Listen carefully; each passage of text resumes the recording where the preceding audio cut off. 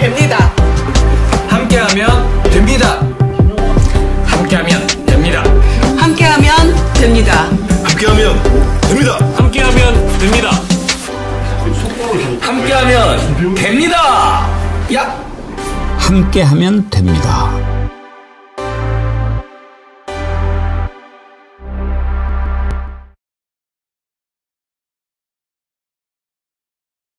여러분 안녕하십니까? 백운기입니다. 이란 핵시설에 대한 미국의 기습 공격으로 국제 정세가 흔들리고 우리나라도 경제적으로 여러 가지 어려운 위기에 처하게 됐습니다. 이란이 만약 원유와 가스 수송로인 호르무즈 해협을 봉쇄한다면 우리는 직격탄을 맞을 수도 있습니다. 세계 원유 소비량의 25%가 이 호르무즈 해협을 통과하는데 우리나라로 오는 중동산 원유는 99%가 이곳을 지나서 오기 때문입니다. 가뜩이나 내외적으로 어려운 숙제를 가득 안고 출범한 우리 정부로서는 항구를 떠나자마자 거친 파도를 마주한 셈입니다. 연일 치솟던 코스피 지수도 3,000선 아래로 떨어졌습니다. 하지만 큰 바다에 파도는 항상 있는 것 아니겠습니까? 한편으로는 이재명 정부라 얼마나 다행인지 모르겠다 이런 생각도 듭니다. 윤석열 정권이 그대로 있었다면 어쩔 뻔했습니까? 경제 살리기 나라 구술하자 이렇게 했을지도 모르죠.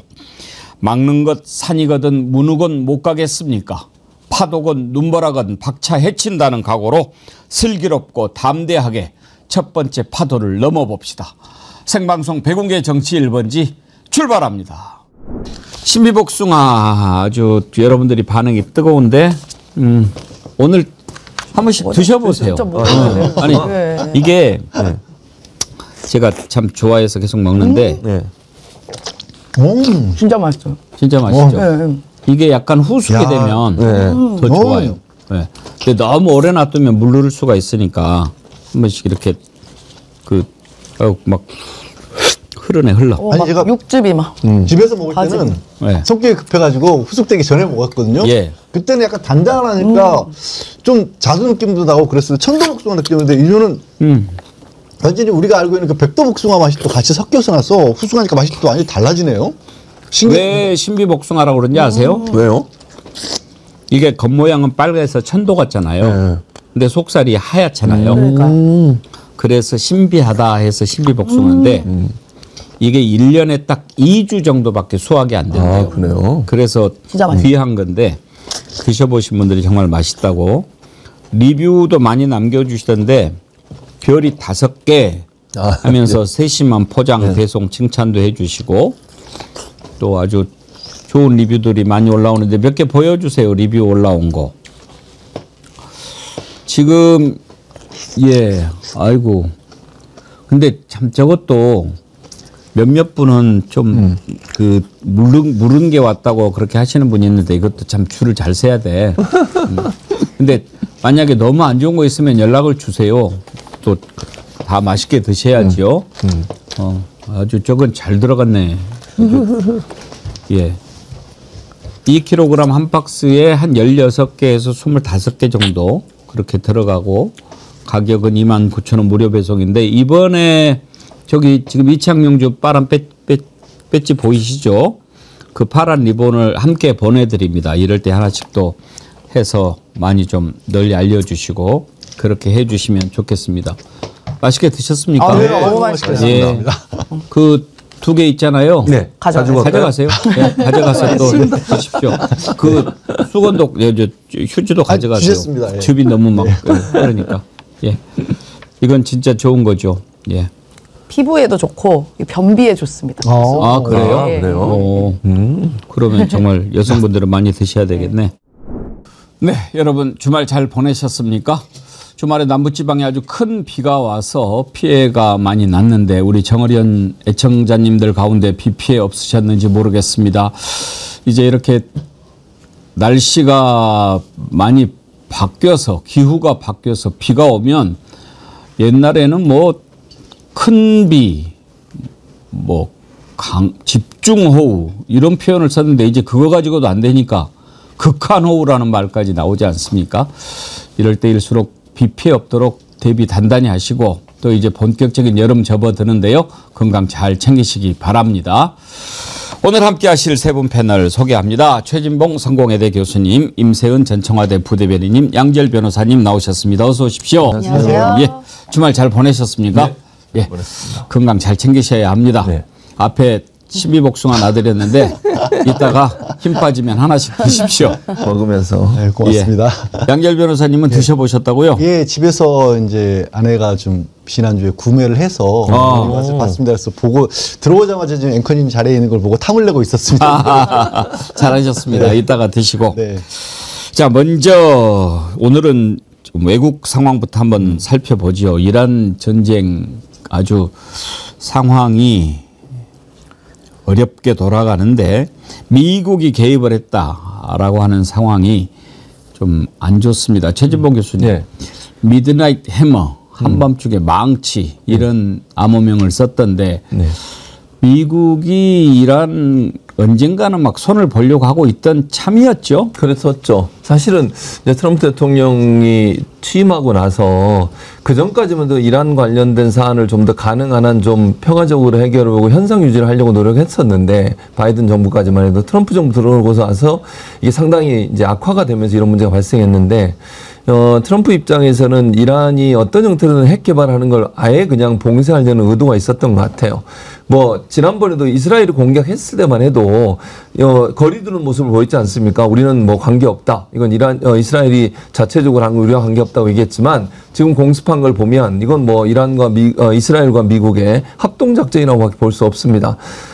이스라엘 같은 경우에는 이 벙커버스트라고 얘기하는 것처럼 이란은 지금 지하에 핵시설을 만들어 놨거든요. 지하에 핵시설을 파괴할 수 있는 능력이 없어요. 그러니까 지상에 있는 건물들에 대해서는 파괴력이 있지만 벙커버스터를 활용해서 아예 지하에 100m 정도까지 있는 그런 콘크리트 구조물을 파괴하기 위해서는 미국의 도움이 반드시 필요한데 미국이 그걸 적극적으로 개입했지 않습니까? 그건 결국 이란을 더 이상 핵 개발할 수 있는 상황에서 내버려두지 않겠다는 것인데 문제는 이것이 단순히 그냥 이번에 공습만으로 모든 게 끝날 수 있냐? 그건 전혀 아니라고 저는 봅니다. 이건 새로운 전쟁의 양상으로 바뀌고 있다고 저는 보는데요. 당장 이란 같은 경우에는 지금 아랍에 있는 모든 미군들을 타깃으로 삼겠다고 그랬습니다. 테러를 거의 뭐 기정사실화 했고요. 또 하나 호르무즈 해협을 지금 봉쇄하겠다고 나서고 있기 때문에 이게 국제사회에 미치는 영향이 엄청나게 큽니다. 그래서 미국은 단순히 이렇게 폭탄 몇 개 떨어지면 끝나겠지라고 생각할지 모르겠지만 전혀 그렇지 않고요. 이거는 정말 전 세계의 어떤 국제 질서에 상당히 큰 파장을 불러올 수 있는 위험한 행동을 지금 트럼프가 했다라고 볼 수 있을 것 같습니다. 양지열 변호사님, 트럼프가 2주 시간을 주겠다, 뭐 2주 후에 결정하겠다 그래 놓고 네. 이틀 만에 공격을 했는데 이번에 그 폭격을 감행한 그 비행기 보니까 36시간인가 날아갔더라고요. 아, 예. 야, 그 안에 그러면 조종사들은 번갈아 가면서 자는가? 그것도 궁금하던데. 그러면 이미 2주 이야기할 때부터 공습 계획을 짜고 있었던 거 아니에요? 2주 전부터라고 이제 미국 측에서 공식적으로 밝히는 거 보면 수주 전부터 워싱턴에서 준비를 하고 있었지만 극도의 보안을 지켜가면서 준비했던 작전인 거고 그리고 정말 이게 정말 전쟁이라고 하는 게 그렇게 간단한 일이 아니지 않습니까? 그래서 말씀하신 B2 폭격기 위에 이제 통과학구 미사일을 어떤 시간에 이거를 발사를 해서 어느 지역을 마치 지금 겨냥을 한 것처럼 위장 전술을 했다라는 것이고 사실 그 포로도 지역이라고 하는데 워낙 그 깊이 있기 때문에 이전에 바이든 행정부라든가 이전에도 공격을 하려는 가상 시나리오를 몇 번이고 준비를 했다가 그런데 포기했던 그런 정도의 것이라고 이제 지금 뭐 트럼프는 자랑처럼 얘기를 하고 있어요. 하지만 지금 뭐 최 교수님도 지적을 하신 것처럼 이게 과연 필요한 일이었던가 저는 이거 딱 보면서 야, 저는 투표하면 잘못했다가 미국이라는 나라도 어마어마한 일을 겪고 있구나. 대한민국이 겪었던 것보다 훨씬 큰 고통을 게다가 미국만 겪는 게 아니라 어쩔 수 없이 전 세계의 사람들이 다 겪어야 되는 그런 상황이 이루어졌잖아요. 그리고 오늘 아침에 막상 속보를 보면 그렇게 공격을 했는데도 주요 핵시설은 빼돌렸던 정황이 보이고 있다라는 겁니다. 그러니까 전쟁이라고 하는 게 영화처럼 그렇게 한 방에 끝나지도 않고요. 그렇게 깔끔하게 끝낼 수도 없는 게 전쟁 아니겠습니까? 큰 걱정입니다. 사실 이게 어떻게 우리도 극복해 나가야 될지 이 상황을. 그러니까요. 김경훈님, 폭격기 안에 침대, 화장실 다 있다고 합니다. 아, 그래요? 오. 내일 주블리 안보 특강 때 한번 김병주 최고위원님한테 궁금한 거 몇 가지 좀 물어보도록 하겠습니다. 전문가들이 안 계셔가지고 폭격기는 어떻게 생겼는지 그리고 벙커버스터인가 그거는 뭐 이렇게 안으로 들어가서 70m 아래에서 이렇게 터진다고 그러는데 원래 이렇게 폭탄이라고 하는 게 딱 떨어지면 그때 터지는 건데 어떻게 안 터지고 있다가 촉촉촉촉촉 들어가서 그때 또 터지게 하는지 그런 것도 참 신기해요. 네, 기술의 발전이죠, 사실은. 그러니까 말씀하신 것처럼 그런 기술과 무기를 갖고 있는 나라가 많지 않아요. 그러니까 이스라엘이 제가 아까 그 벙커버스가 없어서 폭격을 못했다고 말씀드렸잖아요. 지하 핵시설 같은 경우에는 미국의 도움이 없이는 공격이 불가능합니다. 그래서 미국의 참전을 계속 이스라엘이 요청을 했던 거고 설득을 했던 거죠. 왜냐하면 완벽하게 핵시설을 파괴하려면 미국의 참전이 반드시 필요한 상황이었고 이스라엘은 본인들이 할 수 없으니 미국한테 해달라고 계속 요청을 했는데 그걸 이제 트럼프가 받아들인 상황이 돼버렸고 지금 언론의 보도를 보니까 트럼프의 자문 그룹 또는 뭐 참모들은 반대했다고 그래요. 기본적으로. 그런데 이제 네오콘이라고 얘기하죠. 그러니까 아주 그 급진적이고 공격적인 사람들. 그러니까 트럼프가 이번에 당선될 때 큰 도움을 주지 않았던 사람들이 이 사람들이 더 강하게 주장을 했다고 그러더라고요. 어제는 또 그런 얘기까지 했지 않습니까? 이란이 핵을 완료했다고 보기 어렵다라고 얘기했음에도 불구하고 그건 정보기관의 수장이 그렇게 얘기했거든요. 근데 한마디로 대통령이 그걸 무시해버려요. 아니 자기가 대통령으로 있는 기관의 정보기관의 수장이 이란의 핵개발을 완전히 했다라고 볼 수 없다고 주장했더니 그건 잘못됐다는 판단을 해버리거든요. 그리고 또 하나는 위험한 게 이라크를 공격한 적이 있었잖아요. 예. 미국이. 그때 생긴 게 IS예요. 이게 얼마나 그렇죠. 위험한 일이냐고요. 예. 그러니까 이게 이 이슬람 국가들이 당장의 국가, 이란이라는 국가도 뭐 타겟으로 삼아서 공격하는 것도 문제지만 그것 때문에 또 다른 테러 조직들이 나올 수 있다니까요. 무장 세력들이 창고를 해서 이슬람 나라의 어떤 그 이슬람 국가에 있는 무장 세력들이 또 다른 테러 단체로 또 활성화될 수 있는 위험성도 존재하고 있기 때문에 단순히 이란을 공격하는 거 끝나는 문제가 아니라는 거죠. 녹수님, 임세은님 단아하고 너무 예쁘세요. 만나고 보니 더욱더 북콘서트에서 반가웠어요.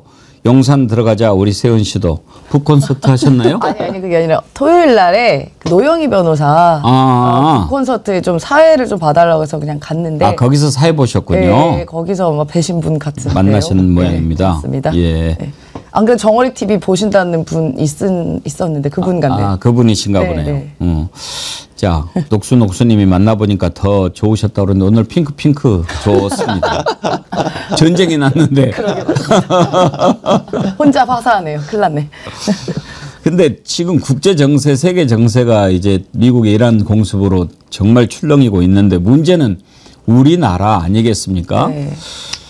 가장 걱정인 게 이제 물론 뭐 전체적으로 정세가 불안하면은 경제에 미치는 영향이 크지만 호르무즈 해협 같은 경우에 지금 이란 의회가 봉쇄하기로 의결을 했고 이제 이란 정부가 스위치만 누르면 그렇게 되는데 그 호르무즈 해협이라고 하는 게 세계 원유 수송로로는 한 25%, 26% 되고 네.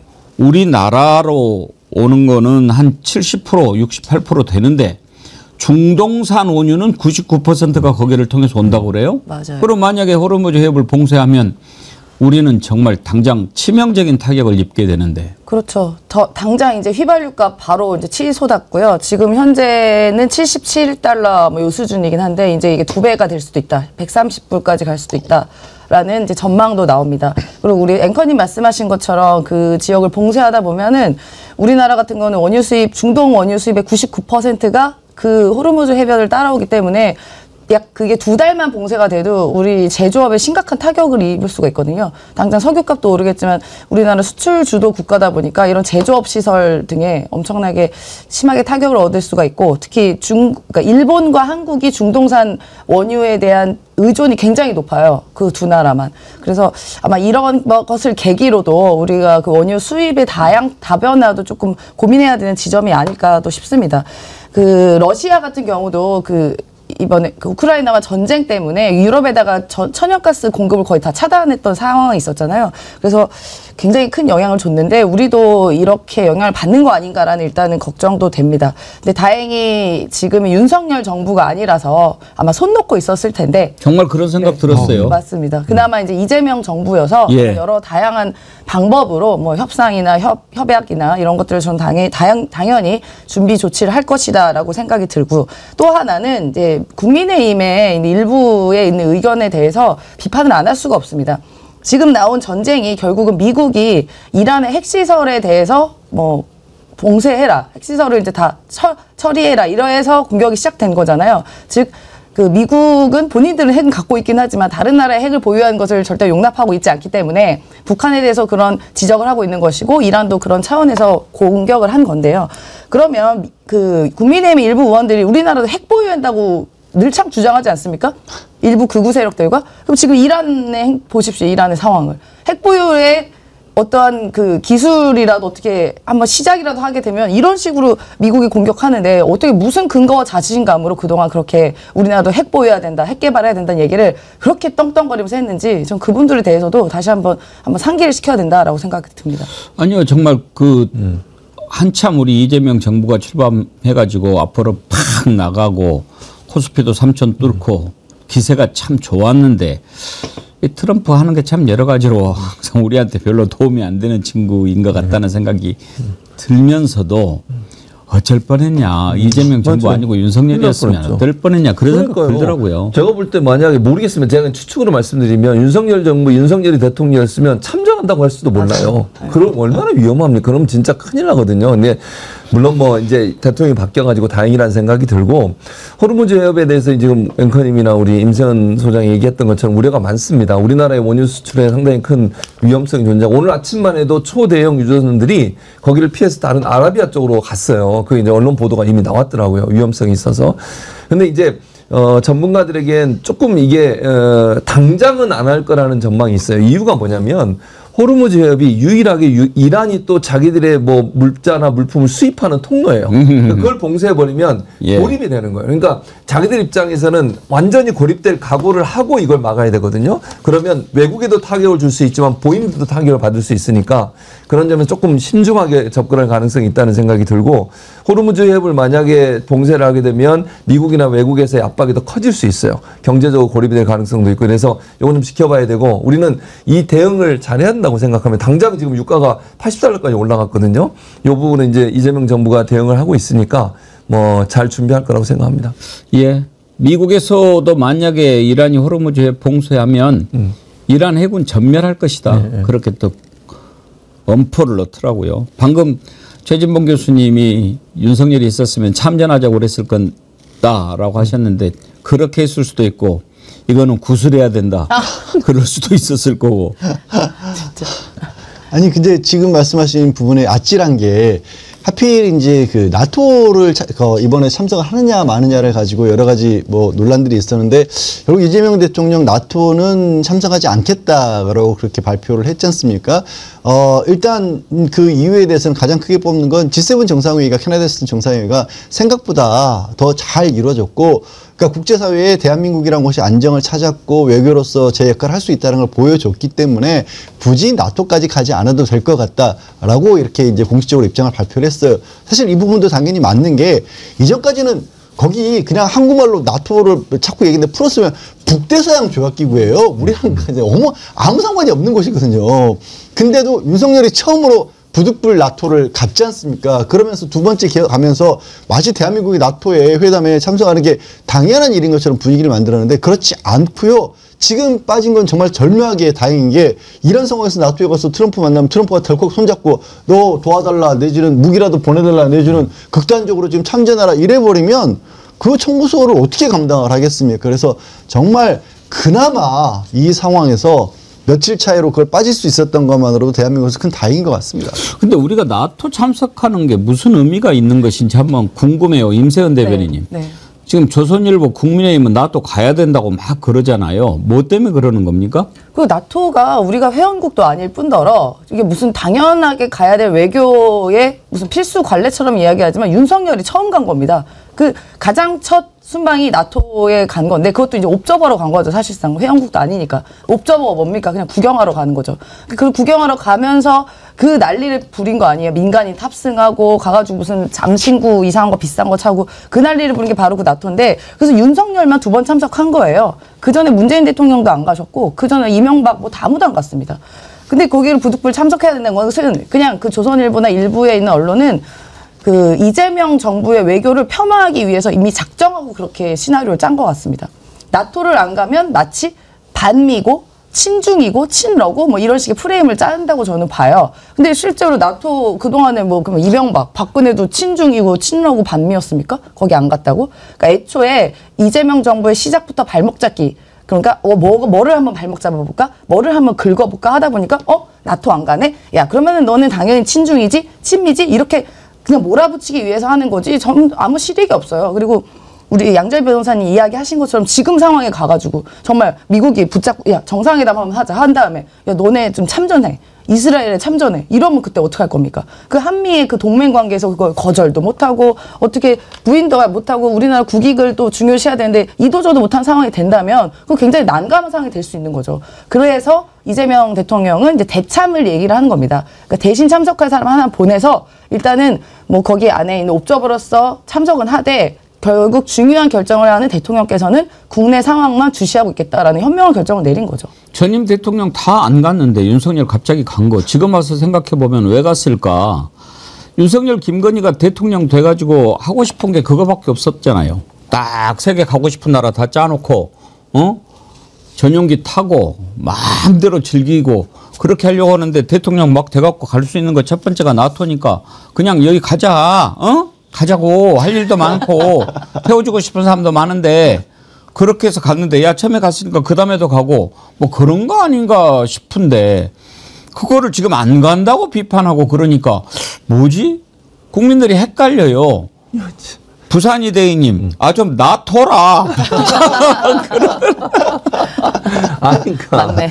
나토를 일단 우리나라가 갈 이유도 없고요. 서방 세계, 예를 들면 미국과 이제 유럽에 있는 나라들, 북대서양 옆에 있는 나라들이 회원국으로 있는 나라잖아요. 우리 갈 이유도 없는 거고, 특히 이번에 나토도요. 지금 트럼프가 이제 나오는 뉴스에 보니까 트럼프가 2시간 있다 그냥 돌아올 수도 있다. 지난번과 똑같아요. G7처럼. G7에도 왔다가 그냥 바쁘다고 가버렸잖아요. 자기 이제 아마 그 공격하려고 그랬겠지. 이란 공격하는 계획 세우려고 미리 간 것 같은데 지금 이제 미국이 참전을 하게 됐고 중동 정세가 워낙 급박하게 돌아가니까 트럼프가 와서 잠깐 있다 갈 수도 있대요. 그러면 지난번처럼 또 가서 국민의힘 또 이렇게 공격할 거예요. 이재명 대통령이 많이 참석했는데 또 트럼프하고 회담을 못해. 트럼프가 돌아가서. 그럼 또 뭐라고 공격할 거예요? 공격 빌미만 잡고 있어요.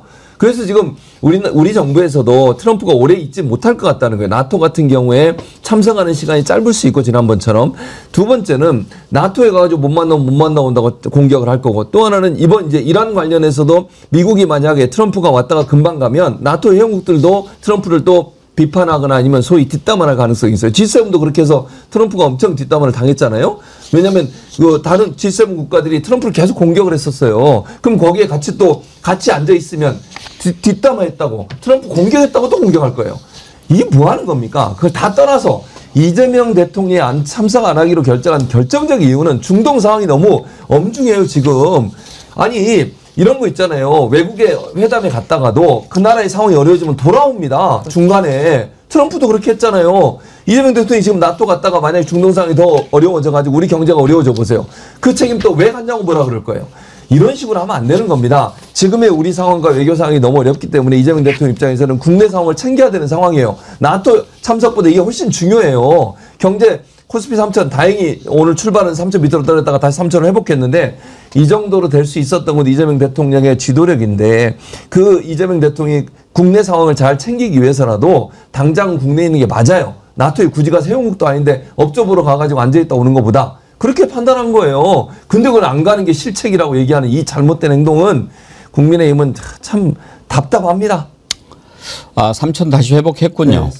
지금 뭐 이제 다시 오르면 일단 올랐다 내렸다 하겠지만 계속 오르는 기록 이어갈 수도 있겠지요.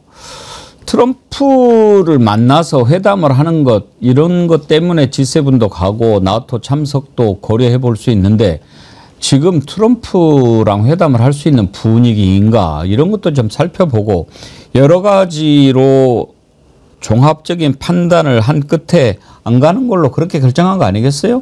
그렇죠. 그리고 앞서서 두 분도 잘 말씀을 주셨지만 지금 국내 상황도 그렇고 국제 정세 자체도 그렇고 거기에 가장 빼놓을 수 없는 게 트럼프라는 인물의 캐릭터 아니겠습니까? 이렇게 엄청난 결정을 하면서 의회의 승인도 받지 않았었고 심지어 아까 말씀하신 것처럼 그 당국에서 정보수장의 말도 받지 않고 자기의 어떻게 보면은 개인적으로 뭐 알고 있는 사람, 자기가 신뢰를 하는 사람들의 말을 가지고 이런 어마어마한 일을 저지른 거잖아요. 글자가 도로.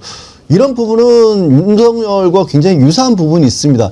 왜냐하면 우리가 나중에 아니라 지금 그때 이제 계엄을 했었을 때 가장 큰 원인으로 윤석열 스스로가 부정선거를 꼽으면서 대한민국의 상식을 가진 사람이라면 누구도 수긍하지 않을 만한 그런 엉뚱한 얘기를 하면서 의회를 전부 뭐 거기에 북한에 간첩들이는 범죄 집단인 것처럼 그렇게 얘기를 하면서 계엄을 선포했었고 그걸 철석까지 믿고 있었거든요. 트럼프라는 캐릭터에도 일정 부분 그런 부분이 있어요. 그러니까 이 공식적인 기관에서의 보고마저도 다 소홀하게 귀로 흘려버리면서 자기가 믿고 있는 일부 좀 극단적인 생각을 가진 이른바 네오콘이나 이런 걸로 생각하는 사람들의 얘기를 더 신뢰한단 말이에요. 그리고 또 한 가지 더 위안부한 부분이 뭐냐면 국제정세에 있어서도 이런 그 신중한 상황에서 안정감이라든가 뭔가 절망이라든가 이런 것들이 좀 확실하게 길을 다져가는데 굉장히 즉흥적인 성격이지 않습니까? 그렇기 때문에 지금 상황에서 트럼프를 만났을 때, 이해했을 때, 나 2시간 뒤에 가야 되는데, 그냥 응답 반 진단 반인데 2시간 뒤에 가야 되는데, 대한민국 대통령이네? 취임한 지 얼마 안 됐었고, 한미동맹, 미국 내에서도, 한국 내에서도 그거 반대하는 세력이 있다던데, 잘 걸렸다. 거기서 막 툭 한마디 던지고, 자국 내에 기사거리 나올 만한 상황 만들어 놓고, 아무 책임도 안 지고, 그러고 돌아가 버리면, 그걸 가지고 또 대한민국 얼마나 시끄러워지겠어요. 저는 정말 지금 상황에서는 뭐 깊이 정도의 인물입니다, 사실. 뭐 판단하겠죠. 지금 일본 니케이 보도를 보면 트럼프가 나토 계기로 한일 정상등과 특별 회의를 준비하고 있다. 뭐 이렇게 나오는데 뭐 또 트럼프가 꼭 굳이 만나겠다고 하면 가줄 수도 있고, 예, 뭐 상황을 한번 보죠. 근데 트럼프 워낙 좀 약속을 잘 안 지키는 사람이 돼가지고, 예, 국제정세 살펴봤습니다. 이제 국내로 돌아오지요. 이은주님, 아따, 좋아요 좀. 좋아요 꾹 하셨는데, 좋아요 안 누른 분들 계세요? 예, 좋아요 많이 눌러주십시오. 매일 새롭게님, 동그라미님, 저는 좋아요 꾹 눌렀어요. 예, 감사합니다. 좋아요 많이 눌러주시면 좋아요. 특검으로 가보지요. 먼저 내란 특검팀이 요즘에 바쁘게 시작을 했지요. 움직이고 있는데 일단 오늘 김용현 지난번에 추가 기소를 했죠. 오늘 구속 연장 여부가 결정이 됩니다. 양지열 변호사님. 네. 지금 이런 경우에는 영장을 특검이 청구를 합니까? 네, 특검이 청구를 한 겁니다. 어디에다가 하는 겁니까? 특검이 법원에 청구를 하는 거고. 예. 특검이, 그러니까 평상시와 같은 거예요. 검찰이 영장 청구 권한이 있기 때문에 예. 법원에 청구를 한 거고, 법원에서 그거를 새로운 사건처럼 봐서 한 재판부에 배당을 하는 것이고요. 그 다음에 그 영장 실질 심사하는 가운데 특검이 이제 참가를 해서 지금 뭐 그 결과를 나오게 있는 거고, 영장 실질 심사가 그래서 오늘 오후 2시 30분에 예정이 돼 있었는데, 예. 갑작스럽게 나 이 재판부에서 구속영장 실질심사 못 받겠다라고 지금 기피 신청을 오전에 해놓은 상황이거든요. 김용현 측에서.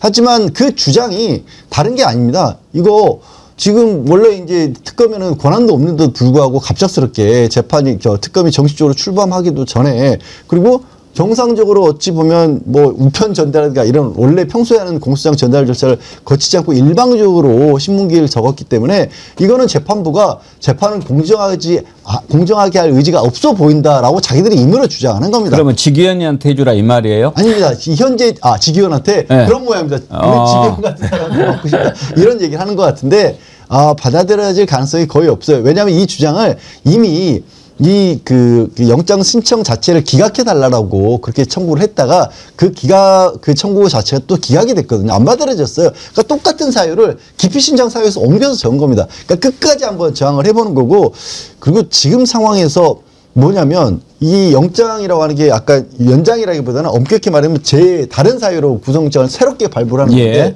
아시겠지만 구속영장 발부에 이제 국민들이 다 알아요. 증거인멸 도주의뢰인데 이 김용현에 대해서 새롭게 청구한 게 공무집행 방해하고 증거인멸 교사예요. 증거인멸은 예. 범죄인 거예요. 그리고 아무리 법원의 어떤 판사라고 할지라도 지금 상황에서 저런 걸 받아들여서 김용현을 풀어준다?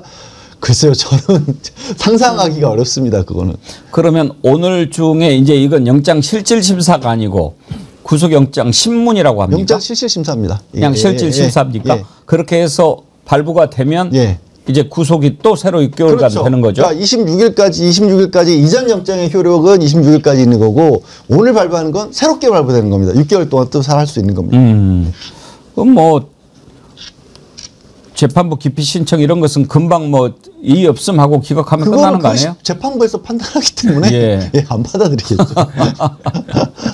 기피 신청을 지금 영장 심사하는 그 재판부에다가 신청을 한 겁니까? 정신이 어떻게 된 거 아니에요? 그리고 윤석열이 내일 이제 매주 화요일 날 지금 공판하잖아요. 내일부터는 특검이 들어간다고 그러네요. 네, 그러니까 특검이 출범을 하게 되면 사실 보통은 이제 수사가 막 진행되는 과정에서 뉴스도 많이 나오고 있고 처음 구속되고 재판 넘겨졌다고 해서 관심은 거기서 이제 주로 이제 끝나는 경우도 많지만 실제 중요한 부분은 이 자를 끝까지 처벌을 하는 거 아니겠습니까? 그런데 특검으로 하게 되면 이 검찰에 맡았을 때는 뭐 공판검사가 따로 있을 수도 있고 그 과정에서 처음 수사했던 검사가 정기 인사로 어디 갈 수도 있는 거고 이 그 사건을 끝까지 마무리하는 데 안정성이 좀 떨어집니다. 그리고 기존의 검찰이나 경찰이 수사했던 것보다 범위가 또 새롭게 넓어져서 새로운 사실들 연계들이 들어갈 수도 있기 때문에 그래서 재판도 특검이 맡아서 아예 그 절차가 끝날 때까지는 특검이 마무리를 하도록 돼 있는 겁니다. 그래서 내일부터는 아마 이제 조은석 특검도 직접적으로 내일은 아마 조은석 특검이 내일은 특검은 안 나가고 특검보가 나간다고 하던데 그런 식으로 진행을 하는 겁니다. 그러면 윤석열이는 추가 기소하고 구속하고 이렇게 할 거는 없습니까? 윤석열도 충분히 가능하죠. 왜냐하면 지금 당장 경찰에서 윤석열도 지금 세 번째 소환하는데 경찰 출석 안 했습니다. 그리고 그 사이도 똑같이 지금 공무집행 방해하고 증거인멸입니다. 그때 당시에 그 자기를 체포하려고 하는 공수처 수사관들 경호처 동원해가지고 막으라고 했지 않습니까? 특수 공무집행 방해를 교사한 거고 그리고 또 이 김상원 이 경호처장에게 경호처 1차장에게 전화를 해가지고 이 상호가 관련해서는 그 비아폰 내역 어떻게 해야 되는지 알지? 라는 식으로 전화를 했다는 걸 김상원도 털어놓은 부분이 있거든요. 그래서 저는 이거를 경찰이 준비를 했고 이번에 조은석 특검이 김영원에서 추가 기소를 한 것도 경찰의 이 기존 수사를 했던 사실관계를 기초로 해서 하루 만에 판단을 했던 거거든요. 그럼 똑같은 게 지금 윤석열에 대해서 있는 겁니다. 그래서 윤석열에 대해서도 재구속 영장을 청구할 가능성이 충분히 있다. 그리고 그만한 자료를 또 경찰과 특검도 가지고 있다라고 봅니다. 빨리 정상 국가로 돌아와야죠. 이용종 님이 방금 속보를 하나 보내주셨는데 송영길 대표 보석 허가 석방 떴네요. 떴습니다. 그래서 보석으로 풀려나게 됐군요. 네, 오늘 풀려나게 됩니다. 그건 이미 보도가 나왔고요. 다행입니다. 네. 조국 대표 같은 경우에는 사면을 지금 기다리고 있을 텐데 저는 이재명 대통령 되고 첫날 바로 이렇게 사면해도 되지 않나 그런 생각했는데 뭐 시기를 좀 보겠죠. 뭐 8.15 이런 때가 정해져 있으니까요. 아마 뭐 고유의 권한이니까 잘 살펴보시고 권한 행사를 하지 않을까 싶습니다. 예. 그런데 어젠가 그젠가 그 국민의힘에서 그것을 하지 않는 조건으로 뭐 법무장관을 받아준다. 국민의힘이 그런 얘기를 하더라고요. 그러니까 이 말이 정말 이렇게 자주 쓰일 줄 몰랐어요. 그 폭삭 소가수다에 대사 있지 않습니까? 야, 너 뭐 돼? 이거. 뭐 됩니까? 자기들이 뭔데 대통령 고유 권한 갖고 이래라 저래라 합니까? 윤석열 때 자기들은 김태우 그 강서구청장 출마시키려고 김태우 때문에 벌어진 그 선거에 김태우를 내보내는 희대의 엽기적인 일을 했지 않습니까? 그때 저희가 비판은 했지만 해라 마라 이런 얘기를 하진 않았어요. 민주당에서도요. 근데 자기들이 뭔데 지금 새로 출범하는 정부의 대통령이 갖고 있는 권한 그리고 심지어 정치 보복 수사로 굉장히 억울하게 옥살이를 하고 있다고 모든 국민이 생각하고 있는 그분들에 대해서 사면을 하겠다는 말도 없었어요. 지금 시작도 안 했는데 가가지고 대통령 면전에다가 그런 얘기를 합니까? 무슨 뭐 거래하는 것도 아니잖아요. 어떻게 대통령한테 그런 식으로 거래를 하고 야 이거 줄 테니까 너 뭐 이거 하지 마라라는 얘기를 어떻게 감히 합니까? 정말 불경스러운 거죠. 국민들이 가만히 있지 않을 겁니다. 이제 뭐 그 중동 때문에 나라도 어렵고 경제에 지금 신경 쓸 곳 많고 그러니까 최진봉 교수님 이런 그 내란 잡것들은 특검에 다 맡겨놓고 그냥 거기서 착착착착착 그렇게 하는 거 지켜보면 되는 거 아닙니까? 그렇습니다. 그러니까 이재명 대통령은 정부만 잘 운영하시면 됩니다. 뭐 얘기하든 말든가 너무 말도 안 되는 주장을 해요. 예를 들면 법사위원장 자리 갖고 또 얘기를 했더라고요. 법사위원장을 대통령이 합니까? 여야가 하는 거지. 국회에서 하는 일을 왜 대통령한테 가서 그러는 거예요? 뭐 자기들이 맨날 그랬으니까 그러는 것 같아요. 국민의힘은 본인들이 그럼 정권 잡고 윤석열이 정권 잡을 때는 당무 개입을 그렇게 막 자주 하니까 뭐 민주당도 그렇게 하나 본데 민주당 그렇게 안 하거든요. 그렇게 생각하지 마세요. 윤석열, 김건희 두 사람 당무 개입 관련해서 여러 의혹들이 많잖아요. 지금 명태균 이슈 관련해서 그렇고. 그렇게 하다 보니까 뭐 그냥 대통령이 지시하면 민주당은 다 움직인다 이렇게 생각하시는 것 같은데 착각이고요. 할 말이 있고 안 할 말이 있는 거예요. 더 황당한 거 제가 어제 그랬잖아요. 이재명 대통령한테 김용태 자랑하더라고요. 자, 임기 끝나면 재판 받는다고 약속하세요. 이게 뭐 하는 짓입니까, 대체? 아이고. 아니, 여야 협치하겠다고 불러가지고, 윤석열은 700일이나 지나서 했잖아요. 그거 이재명 대통령 되시고 나서 빨리 하자고, 뭐 어차피 자주 만날 건데 빨리 합시다 해서, 국수 먹여줬더니 한다는 소리가 끝나고 재판받는 거 약속하라고요. 뭐 하는 짓입니까, 대체? 이게 할 소리입니까? 아니 본인들 정책적인 얘기라든지 아니면 건의사항을 얘기하든지요. 대통령 면전에 두고 이게 할 수 있는 얘기인지 도저히 모르겠습니다. 그러면 그걸 또 자랑삼아 기자회견하고 나는 이렇게 용감하게 얘기했다고 얘기하고 이게 지금 정말 본인들은 잘 돌아보세요. 아니 임기 이제 일주일 남았나요? 30일날 끝나잖아요. 오늘 강원도 가시더라고. 뭐 이렇게 자주 돌아다니셔? 김용태 비대위원장은 계속 하시려고 그러나?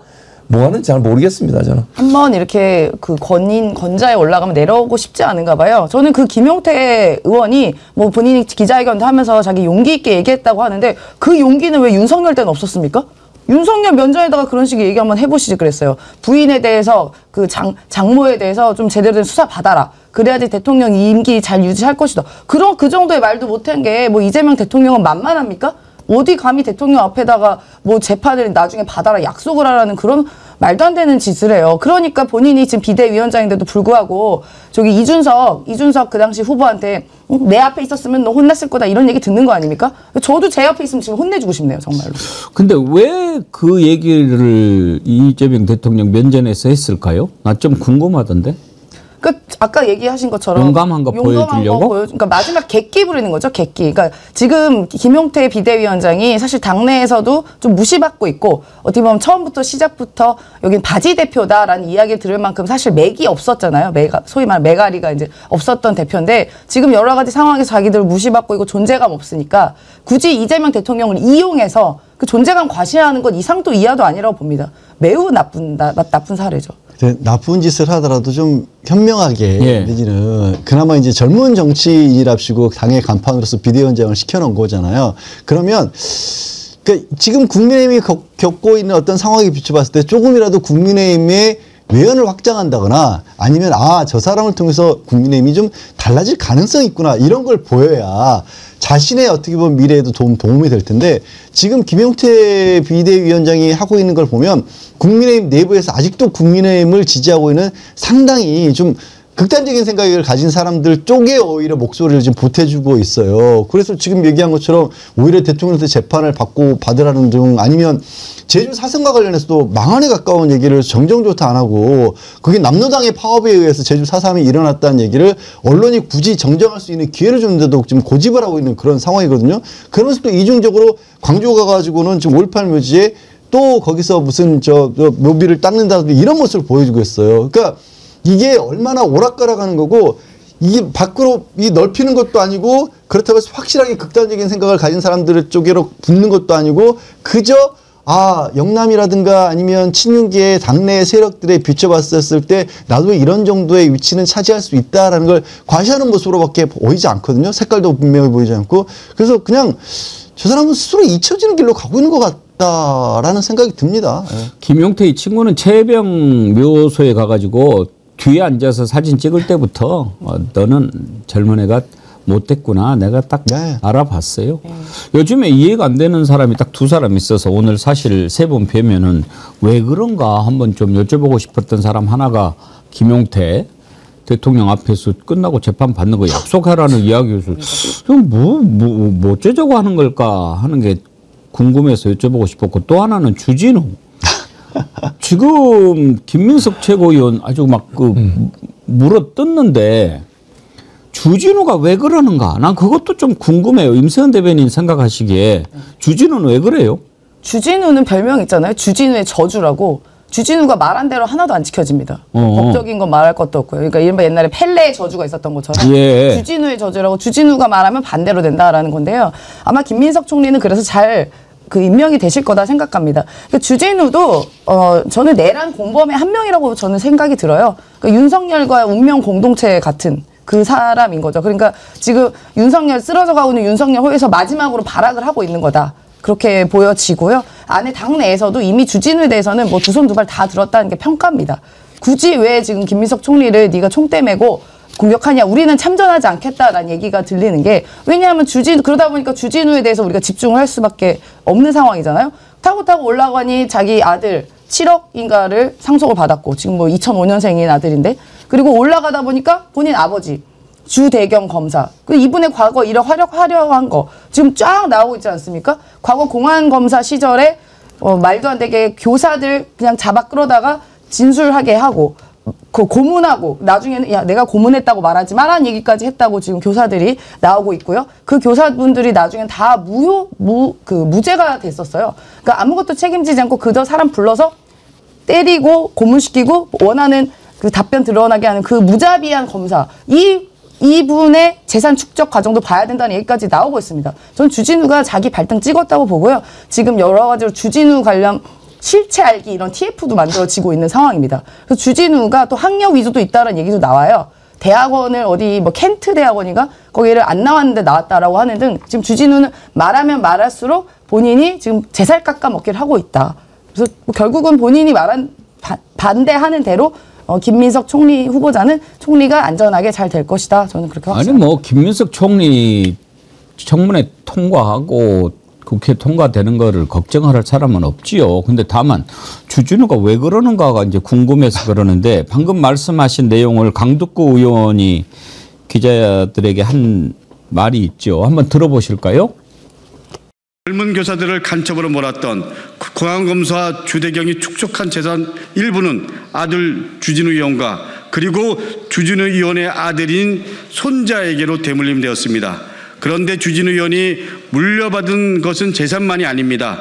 주진우 의원은 범인을 정해놓고 의도한 대로 수사에 단정 짓는 그 못된 기질까지 아버지로부터 물려받았습니다. 아버지가 그랬던 것처럼 비열하게 그리고 비인간적으로 한 가족을 무너뜨리려 하고 있습니다. 지금 이 시점에서 주진우 의원과 아버지 주대경 검사의 과거를 조명하면서 극명하게 대비되는 김민석 후보자와 어머니 김춘호 교사를 떠올리게 됩니다. 이제 애비망신까지 시키고 있는 건데 뭐 지금 보면 국민의힘도 김민석 후보자를 공격하려면 제대로 공격을 해야죠. 뭐 이러이러한 의혹들을 나눠가지고 딱 하고 민주당은 그렇게 하지 않았나요? 근데 지금 주진우는 막 재산 가지고 뭐 문제를 있는 것처럼 그렇게 이야기하지요. 보니까 뭐 재산 신고한 것도 2억밖에 안 되더만 그걸 가지고 재산을 포인트를 잡은 것도 저는 좀 잘못 잡은 것 같고 그다음에 송언석인가? 네. 그 원내대표? 네. 대통령 만나서는 이제 그걸 좀 푸념을 하더군요. 아, 총리 다 된 것처럼 막 하고 돌아다니는데 근데 그것도 어떻게 보면 총리로서 제대로 청문회 하기 위해서 현장을 좀 들어보고 파악하고 뭐 이러려고 하는 거지 뭐 가서 뭐 위세를 부리고 그러는 것도 아니잖아요.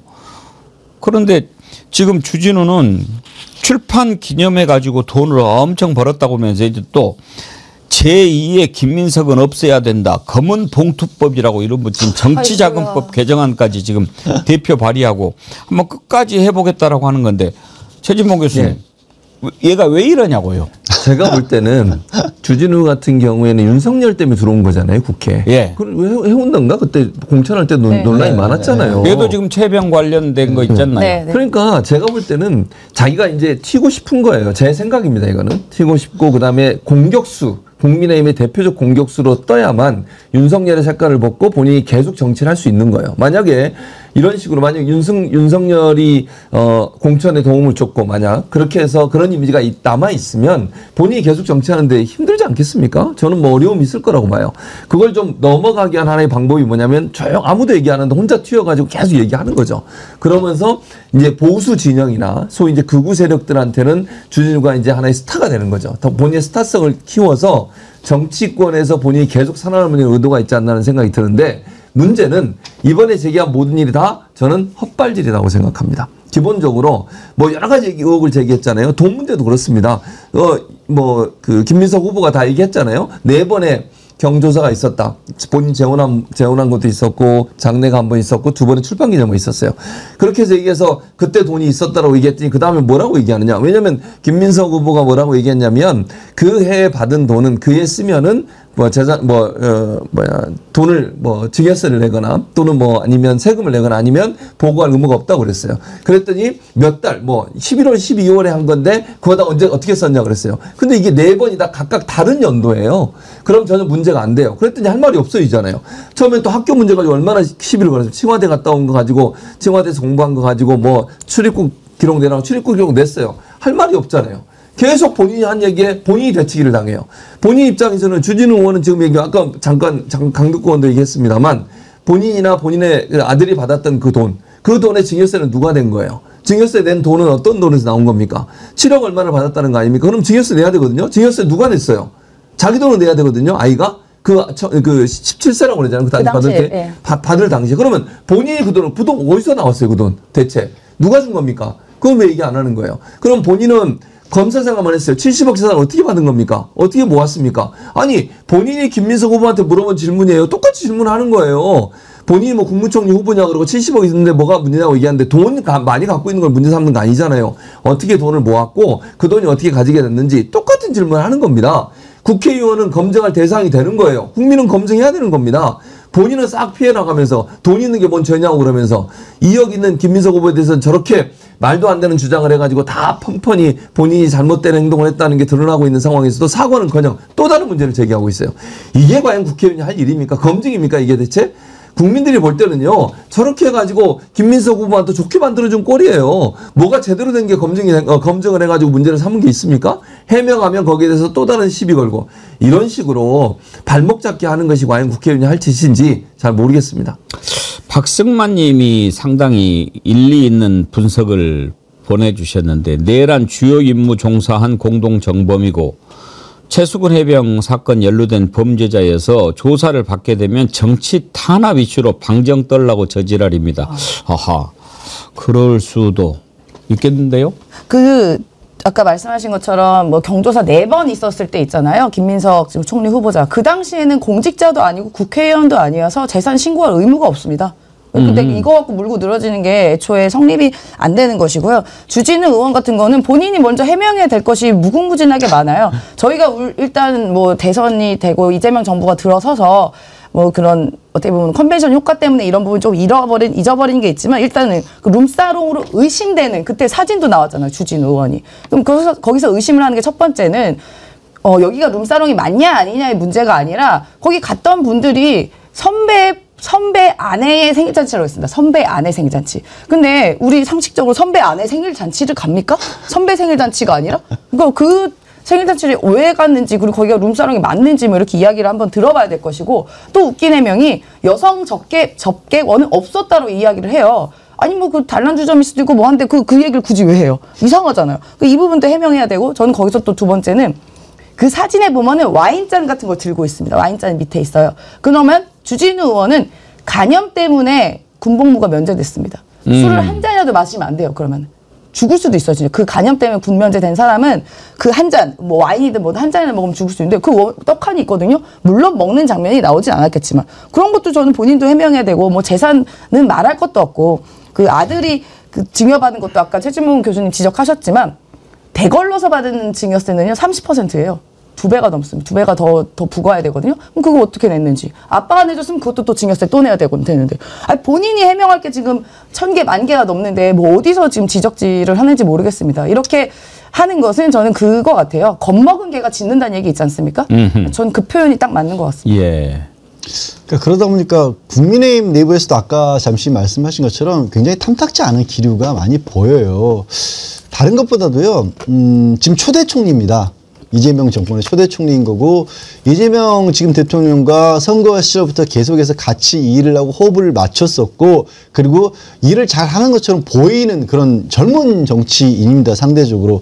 그리고 돌아다니는 과정에서도 지금 뭐 총리 후보자로서 어디 다른 지역에 간다 그랬을 때 어디 가지고 갑질하고 무슨 의전 받고 이러면서 돌아다니는 게 아니라 현안 파악하고 다니는 겁니다. 그리고 실제로 업무에 필요한 내용들이 하나하나 언론을 통해서 보이고 있어요. 국민들이 봤었을 때 어떤 상황으로 비춰지겠습니까? 오늘도 새롭게 이제 이재명 대통령 일 잘하고 있다 이런 여론을 보면요. 투표 때 얻었던 지지율보다도 한 10% 이상의 국민들도 지금 이재명 정권에 찬성하고 있거든요. 그런 상황에서 초대 총리로 일을 해야 되는 사람을 계속해서 집요하게 물고 떨어지니까 국민의 의원들도 저거 좀 지금 상황에서 우리가 더 욕먹지 저러고 있으면 그 소리 지금 밖에서 안에서 하고 있는 게 지금 새 나오잖아요. 여의도에도. 네. 좀 제발 좀 가만히 있으라고 하는 게.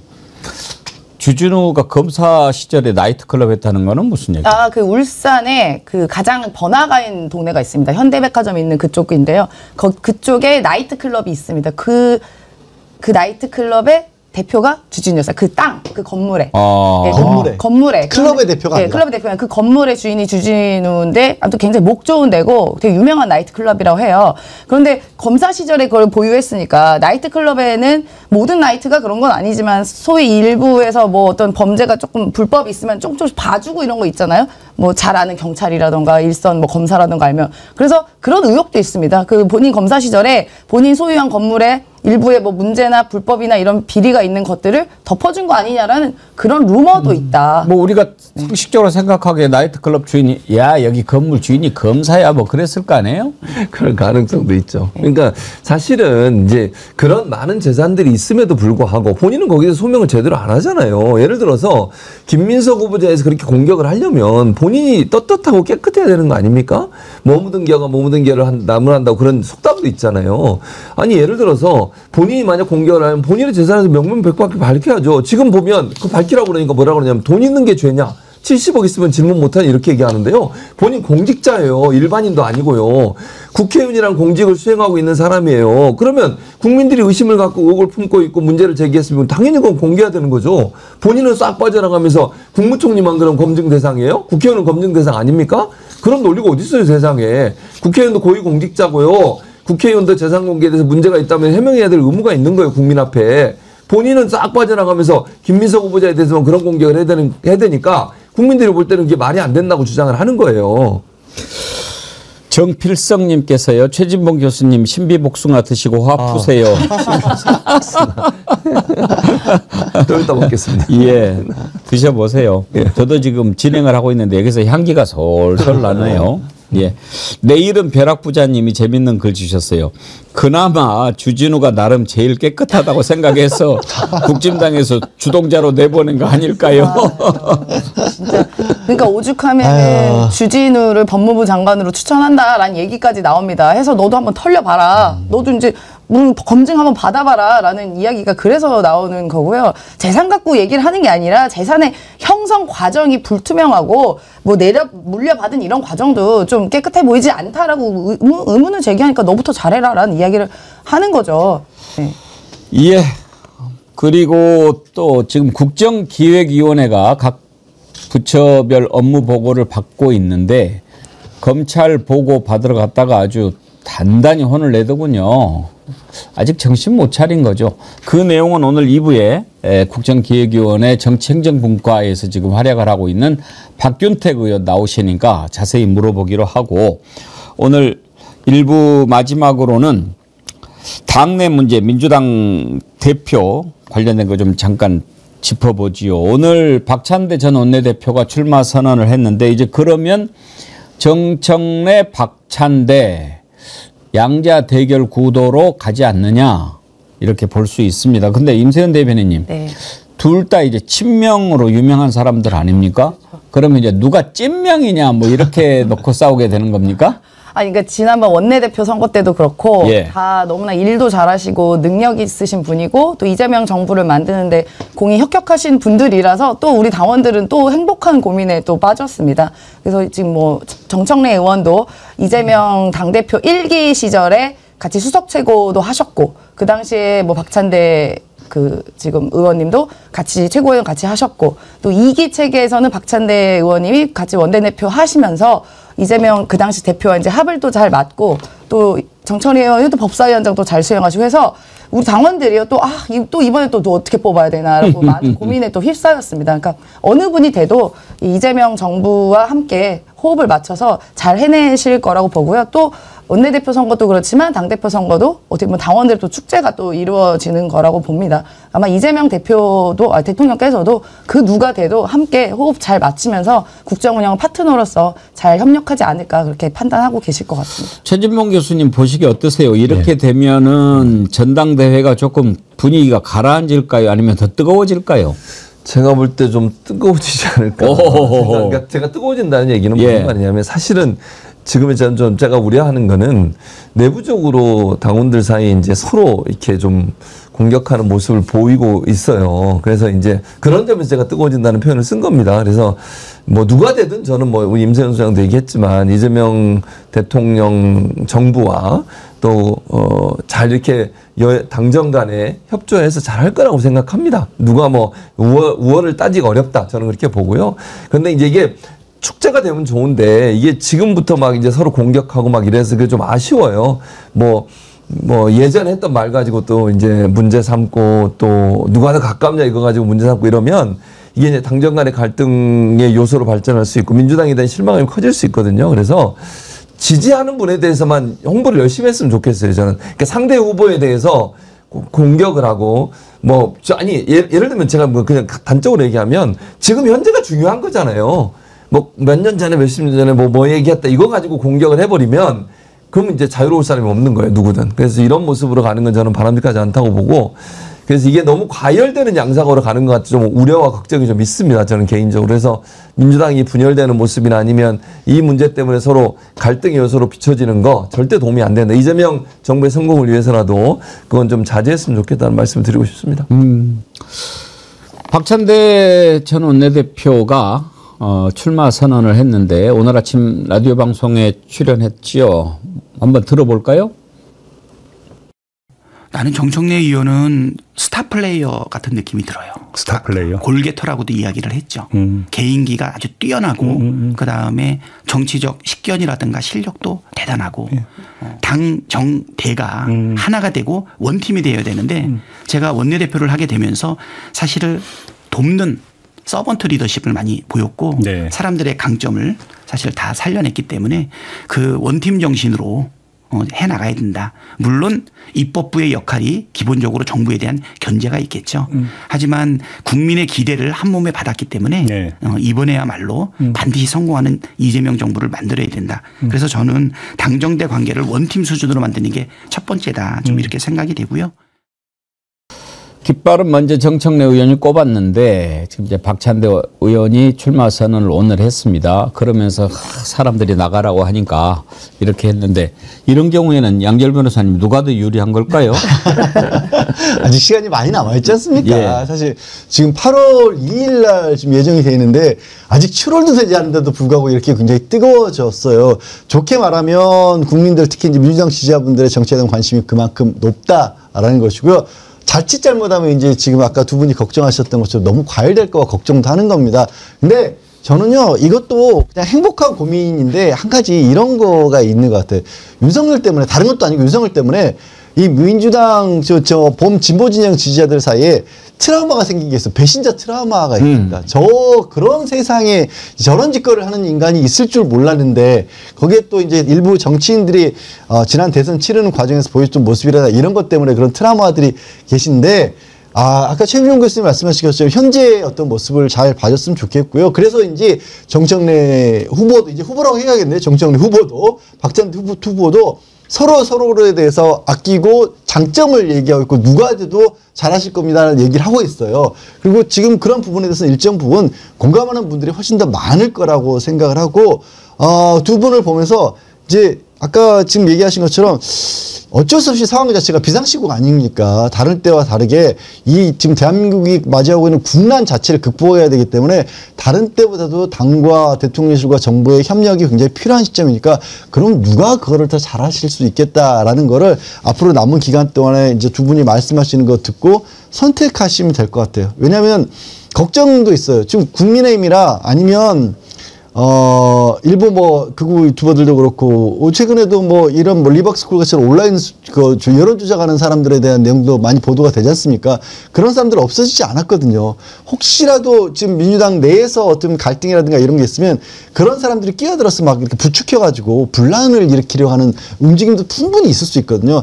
그런 게 나오지 않게 뭐 현명하게들 좀 판단을 주실 거라고 믿습니다, 저는. 임세현 대변인님, 네. 당 대표는 어떻게 당원들이 뽑는 겁니까? 예. 거의 당원들이 뽑습니다. 뭐 대의원 뭐 몇 프로, 권리당원 몇 프로 있지만 거의 다 당원들이 뽑죠. 예. 그렇군요. 6개월 이상 당비를 납부한 권리당원이 투표권이 있습니다. 우리 정을 의원 중에도 당원들이 꽤 많이 계신 것 같은데 아무튼 축제가 될 수 있도록 뭐 이렇게 갈라치기 하는 거 그런 것은 바람직하지 않죠. 뭐 수박 얘기가 막 나오고 그러는데. 여름이라. 수박 얘기는 하지 마시고 여름이라. 신비복숭아 얘기만 하세요. 좋아요가 딱 10,000명이 됐네요. 예, 좋아요 감사합니다. 오늘 또 이렇게 함께해 주신 여러분들께 감사드리고 1부는 여기까지 하도록 하겠습니다. 2부에서는 민주당의 박균택 의원님 만나볼 텐데요. 예, 여러분 아주 좋아하시는 분이죠. 민주당의 박균택 의원님 모셨습니다. 어서 오십시오. 예, 안녕하십니까. 예. 얼굴이 이제 좀 좋아지신 것 같습니다. 예.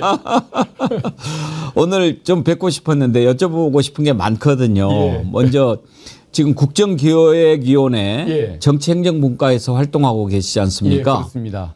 그 일로도 엄청 바쁘실 거고 또 특검 관련된 것도 여쭤보고 싶고 그러는데 먼저 이번에 검찰 그 보고를 봤는데 예. 중간에 중단하셔버렸죠. 예. 왜 그러셨어요? 그 위원장께서 결정하신 건데 예. 그 대통령 말씀에 나와 있었던 여러 가지 내용 또 정책 공약집 또 직접 문서로 발간했던 내용도 여러 가지 공약이 있는데 예. 그중에 중요한 것들이 다 빠지고 일부만 들어가 있었던 겁니다. 그래서 이게 어떻게 된 거냐. 이게 왜 이렇게 그 대통령님의 그 공약에 대한 분석도 제대로 안 돼 있고 예. 답도 없느냐 이렇게 해서 이제 중단을 하기로 했는데 검찰 쪽이 나중에 그 해명한 바에 의하면 그 전달받기를 이 책자에 나와 있는 이 내용에 대해서 보고하라고 이렇게 전달받았다는 겁니다. 머리 좋은 사람들이 그 말이 됩니까 그게? 그러게요. 그래서 나머지 부분에 대해서는 준비를 못했다고 그렇게 아니 그러니까 이제 준비는 했지만 예. 따로 책자에다 넣지 않았다는 건데 나중에 보니까 준비는 돼 있는 것 같습니다. 그런데 그게 다른 부처는 왜 그런 실수가 없는데 검찰만 그런 실수가 예. 있는 거냐. 의도적인 거 아니냐라고 이제 오해를 하는 것인데 진상은 저도 정확히는 잘 모르겠습니다. 그렇지만 아마 이제 화요일 날 보고서를 보내오고 수요일 날 다시 보고를 받을 텐데 그때 그 내용을 보면 이게 어떤 성의가 근본적으로 있었느냐 없었느냐 그걸 확인할 수가 있을 것 같습니다. 그 위원님들 중에 이제 검사 출신도 계시고 아닌 분도 계시고 그러시겠지만 우리 또 박 의원님은 고검장 출신이시지 않습니까? 이렇게 딱 보고를 받으면서 이놈들이 정신을 차렸구나 못 차렸구나 딱 아실 거 아닙니까? 어떠시던가요? 법무부는 그래도 그게 충실하게 하려고 나름 노력한 정성이 느껴지는데 예. 검찰 대검의 경우에는 그걸 조금 느끼기가 조금 어려웠습니다. 아마 본인들의 고집이나 소신을 유지하고 싶어하는 마음이 있는 것이 아닐까 싶은데 내일 한번 그 제대로 된 보고서를 보고 판단을 해야 할 것 같습니다. 내일 다시 합니까? 예. 그 수요일 날 보고를 받을 예정인데 예. 혹시라도 또 무성의한 준비를 해올까 봐 화요일 날 미리 제출하도록 그렇게 조치가 되어 있습니다. 가만히 있어봐. 지금 박 의원님은 인사청문회 위원도 하고 계시지 않나요? 예, 맞습니다. 그러면 내일 인사청문회도 있고 국정기획위원회 보고도 있고 몸을 어떻게 하나 갖고 되시겠습니까? 그래서 내일은 총리 인사청문회가 더 급하기 때문에 예. 거기에 참여를 해야 할 것 같고 국정기획위원회는 저보다도 훨씬 더 강렬한 개혁 의지를 가진 위원님들, 전문위원님들이 많으셔서 제가 한 명 빠져도 뭐 운영에 큰 문제는 없을 것 같습니다. 지금 아마 가장 바쁘신 분이 우리 박균택 의원님 같아요. 이번에 그 장관 또 고위공직자 국민 추천 이렇게 하지 않습니까? 제가 이렇게 듣기로는 박균택 의원님이 법무부 장관 하셔야 된다라고 하는 추천이 꽤 많이 올라온 걸로 들었거든요. 들으셨죠? 예, 그 주변에서 추천할까 묻는 분들한테는 하지 마라라고 얘기했는데 왜 그러셨어요? 의견을 안 묻고 올린 분도 있나 봅니다. 민주진영에 뭐 저보다 나은 분들이 훨씬 많지 않습니까? 겸손까지 갖추셨으니까 더 하셔야 되겠네요. 아닙니다. 그리고 이제 또 그게 반드시 정확한 지적이나 비판인지는 모르겠지만 또 어쨌든 우리 민주진영의 국민들 이분들이 검사 출신에 대한 좀 불신 이런 것들이 강하다 보니까 조금 그런 것도 조금은 이제 신경이 저도 쓰이는 대목도 좀 있고 그렇습니다. 이번에 조은석 특검 이거 뭐 윤석열 사단 아니냐 여러 가지 비판했지만 막상 또 일하는 거 보니까 그냥 야무지게 잘하지 않습니까? 그래서 저는 뭐 믿어도 검사 출신들도 믿을 사람은 믿어도 되실 것 같은데 그럼에도 불구하고 또 거기에 대한 경계심을 갖고 있는 분들이 계시다면 또 그 배경이 또 충분히 이해가 가는 부분이기 때문에 그 의견도 저는 존중을 받아야 한다고 생각합니다. 하여튼 뭐 지금 많은 분들이 추천을 하고 또 지지를 보내고 있으니까 한번 뭐 보도록 하지요. 조은석 특검 얘기하셨는데 개인적으로도 좀 잘 아실 것 같습니다. 예, 제가 20대 때 군법무관 시절부터 군대에서부터 그분을 얼굴을 봐왔습니다. 2년 선배 되시는데 정말 야무지고 씩씩하고 또 뭐 순발력도 있고 또 의지도 굳센 그런 인물이었습니다. 그 검사가 되고 나서 그리고 또 감사위원이 되고 나서도 본인의 그런 속성을 보여줬던 것 같은데 군대에 있을 때 군 그 내부의 비리 문제 하도 그 지적을 많이 했더니 출근하지 마라고 해서 한동안 출근도 않고 강제로 놀아야 했던 시절도 있었던 걸로 제가 알고 있는데 그만큼 좀 정의감이 뛰어났던 그런 인물이었습니다. 저도 이제 조은석 특검 기대를 갖고 있는데 맨 처음에 조은석 특검이 내란 특검이 됐을 때 일부에서 이제 걱정을 하던 것이 몇 가지가 있었는데 크게 두 가지로 나눈다면 특수부 검사 출신이라서 워낙 이제 국민들이 특수부 검사 하면은 윤석열 한동훈한테 뒤어가지고 특수부 검사 꼭 특수부 검사 출신을 시켜야 되나 그러면서 이제 뭐 우검회 사진이 막 나왔어요. 우검회라고 들어보셨죠? 거기 보니까 뭐 다들 있더라고요. 거기에 이렇게 같이 있으니까 저런 사람이 과연 내란 특검 제대로 할 수 있을까 이런 말이 나왔고 두 번째로는 이제 사무실을 서울 고검에다가 정하니까 아니 내란 특검을 해야 되는데 어떻게 검찰청에다가 본부를 차린단 말이냐 이건 말이 안 된다 막 그렇게 비판을 했거든요. 그런 얘기 들었을 때는 어떤 생각 드셨습니까? 저는 이제 그 사람에 대한 신뢰가 그만큼 중요한 것 같습니다. 사실은 검사 출신에 대한 불신을 갖는 분 입장에서는 그 우려가 저는 정당하다고 봅니다. 충분히 그럴 수 있다고 생각하는데 저는 조은석 특검이 어떤 사람인 줄 알기 때문에 저는 반대로 생각을 했죠. 국가 예산을 아끼는 거 아닙니까? 관공서를 사용한다는 거. 또 그 예산을 절약하는 측면이 있고 더 중요한 것은 아마 본인이 언론에 통해서 알려진 바에 의하면은 보안 사항이 많지 않습니까? 내란 사건이다 보니까 더구나 또 외환 사건까지 대북 문제까지 수사 대상으로 삼을 수밖에 없는 상황에서 민간 건물에서 했었을 때 오는 그 보안 침해의 문제 그런 그 국가 안보의 문제까지 생각을 해서 그런 깊은 생각을 했던 것 같은데 그래서 저는 그런 부분을 충분히 인정을 하는데 또 오해하시는 시각도 충분히 분명히 근거는 있는 것이고 그래서 아마 본인이 나중에 과정과 결과로서 보여주면 그런 오해는 불식될 걸로 생각합니다. 저는 그런 걱정하고 오해했던 소리가 김용현 바로 이렇게 추가 기소하는 걸 보면서 탁 풀렸다고 생각이 되거든요. 그건 정말 신의 한 수였던 것 같습니다. 맞습니다. 항상 뭐 정의감을 많이 보여왔지만 그 본인이 퇴임하기 직전에 법무연수원장으로 근무하면서 그 수사감각이라는 책을 썼습니다. 그래서 내부 교육용으로 그걸 썼던 자료인데 비매품입니다만은 그걸 한번 읽어봤을 때 정말 얼마나 사람이 감각이 있고 또 상황에 맞게 어떤 일을 잘 하는지 이런 걸 느낄 수 있는 책이었는데 이번에도 그런 그 어떤 특성, 장점을 잘 보여준 것 같습니다.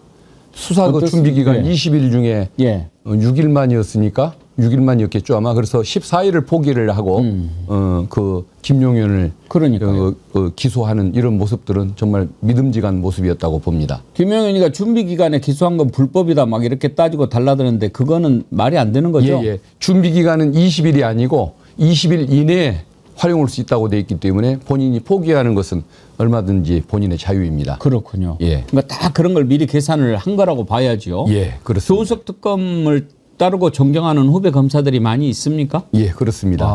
능력으로 따르는. 그렇군요. 예, 후배. 박 의원님도 그 중에 한 분입니까? 그 선배. 예, 존경은 안 하고 2년 차이에 존경하기는 쉽지 않죠. 그래서 아주 실력을 정말 존중하고 좀 많이 배우고 싶은 그런 선배입니다. 알겠습니다. 앞으로도 한번 지켜보도록 하겠습니다. 일단 내란 특검이 내일부터 윤석열 공판에 들어가게 되지 않습니까? 그러면은 어떤 차이가 있습니까? 그동안 검찰이 공소 유지했던 것과 오늘 그 특검보가 처음 들어갔다고 하는데 그 공판에 대해서도 특검이 이첩을 요구할 수 있게 돼 있습니다. 근데 결국은 특검이 공소를 유지하는 걸로 기존의 일반 검찰이 기소했던 것까지 인수하는 걸로 그런 결정을 했는데 사실은 검사들에게 맡겨놓을 수도 있는 부분인데 가져왔던 것은 저는 잘한 처신이라고 생각합니다. 지난번에 그 지기현 부장판사가 윤석열 석방 결정을 내렸을 때 그것에 대해서 따로 그 즉시 항고를 하지 않고 석방을 해줬지 않습니까? 이게 다 공소 유지하는 검찰의 어떤 대항을 했어야 할 몫인데 그걸 포기하는 모습에 불신을 줬기 때문에 결국은 이 공소 유지마저도 특검이 인수를 해서 이첩받아서 하는 것은 잘한 결정이었다고 생각되고 앞으로는 조금 더 믿음을 갖고 지켜보셔도 될 것 같습니다. 지금 김용현 같은 경우에 구속기간 만료가 돼서 풀어줘야 되니 많이 하는 이유가 나왔던 게 법원에서 재판을 느슨하고 헐렁하게 해서 그런 거 아니겠습니까? 예. 지금 윤석열도 일주일에 한 번씩 하고 있는데 이런 것은 재판부가 결정합니까? 아니면은 공소를 유지하고 있는 검찰이나 이런 쪽에서 이거 좀 또 빨리 하자 막 이렇게 하고 그러면은 좀 일주일에 더 여러 번 집중 심리도 하고 있고 그럴 수 있지 않습니까? 예, 박근혜 대통령 경우에는 그 이틀에 한 번, 사흘에 한 번씩 재판을 했지 않습니까? 그런데 이건 일주일에 한 번씩 하지 않습니까? 그래서 이것은 재판부가 조금 더 열심히 하지 않은 그런 잘못이 있는 것 같습니다. 그러니까 구속기간이 6개월밖에 1심의 구속기간이 6개월밖에 안 되기 때문에 그 6개월을 기준으로 생각을 해보면 지기현 판사가 김용현 피고인을 풀어주려고 했던 조치 이것은 잘못은 없는 것 같습니다. 법적으로 보면. 다만 문제는 왜 6개월 안에 재판을 빨리 끝내려고 노력을 안 했느냐. 그렇죠. 이게 비판을 받아야 할 부분이시겠죠. 그래서 지금 이렇게 된 거 아니겠습니까?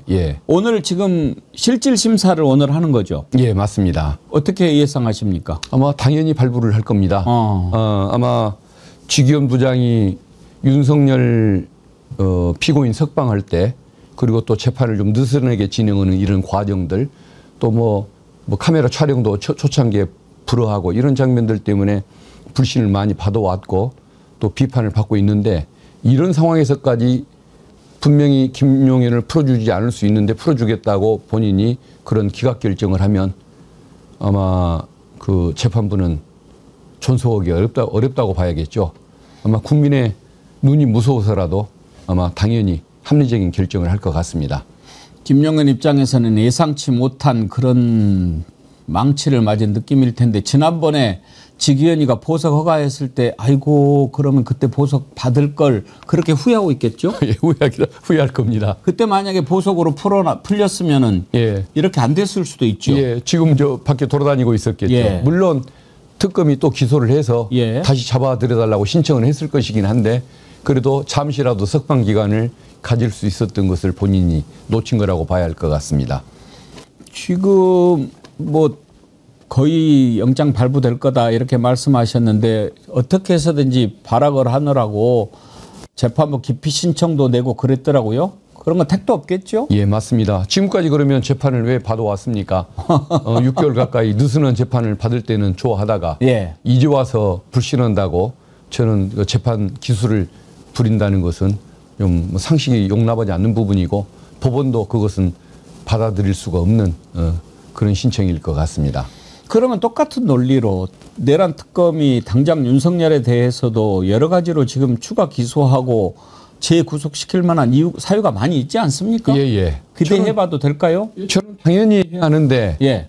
지금 안 하고 있는 상태 아닙니까? 예. 그래서 주기현 재판부가 왜 저러는지 때를 지금 계속 놓치고 있는 것에 대해서 정말 그 이해를 할 수가 없는 입장입니다. 그렇지만은 아마 지금까지 안 해오다가 지금 갑자기 구속하는 것도 본인이 낯간지러운 선택이기 때문에 차마 하기가 어렵다는 생각이 좀 들기도 하고, 그렇다고 온다면 내란 특검이나 또 최병 특검, 이 특검에 의해서 수사 단계에서 구속으로 다시 구속되는 상황이 오지 않을까, 그렇게 지금 예상을 해보고 있습니다. 이제 지기현이가 지가 지금 저질러 놓고 수습을 못 하고 있으니까 오히려 가려운 데 긁어준다 식으로 내란 특검 같은 데서 이런 걸로 추가 기소해서 영장 청구하고 그러면 지기현이도 벗어나고 그럴 수 있지 않은가요? 예, 맞습니다. 추가 기소 내란이나 최병 특검 사건 또 김건희 특검 사건에서 먼저 기소하는 대로 그것을 병합을 하고 그 사건으로 다시 새로운 구속을 하는 방법도 있긴 있습니다만은 지기현 부장을 믿기가 어렵다고 한다면 특검이 그 어떤 수사 단계에서의 구속, 어떤 검사로서의 그 직구속 제도를 이용해서 구속해가지고 기소하는 방법, 이것도 한번 추진해 볼 만한 방법인 것 같습니다. 지금 많은 국민들이 가장 보고 싶어하는 장면이 윤석열과 김건희가 수갑차고 수의 입고 재판받는 모습인데, 의원님 보시기에 우리 국민들이 언제쯤 그 모습 볼 수 있을 것 같습니까? 아마 본격적인 수사가 준비 기간이 20일 아닙니까? 예. 그러면 아마 7월 2일까지일 것 같은데. 예. 그때까지는 아무래도 특검 사무실 예. 또 공간 또 수사관 채용 이런 과정들을 거칠 거기 때문에 7월 한 2일 이후 7월 초순 중에 본격적인 압수수색 조사가 시작될 것 같고, 그러다 보면은 이제 그 어떤 진행이 본격적으로 될 텐데, 윤석열 국민들의 그 염원을 생각해서 윤석열 김건희 구속을 먼저 해놓고 계속 진행하는 방법, 아니면 뒤늦게 하는 방법, 여러 가지 선택에 따라 다를 텐데 조금 더 속도감이 있는 특검, 또 국민의 그 여론에 맞출 줄 아는 감각을 가진 특검이 먼저 구속을 하지 않을까 싶습니다. 그래서 저는 그런 걸 생각하면 7월 중에는 둘 다 구속이 가능한 상황이 오지 않을까 싶습니다. 예, 7월 초. 예. 그때쯤이면은 국민들 그 우울한 지수가 좀 많이 내려가겠습니다. 그때부터는 그 본격적인 수사가 시작되고 7월 안에는 둘 다 구속되는 상황, 그 결과를 볼 수 있을 것 같다는 짐작을 합니다.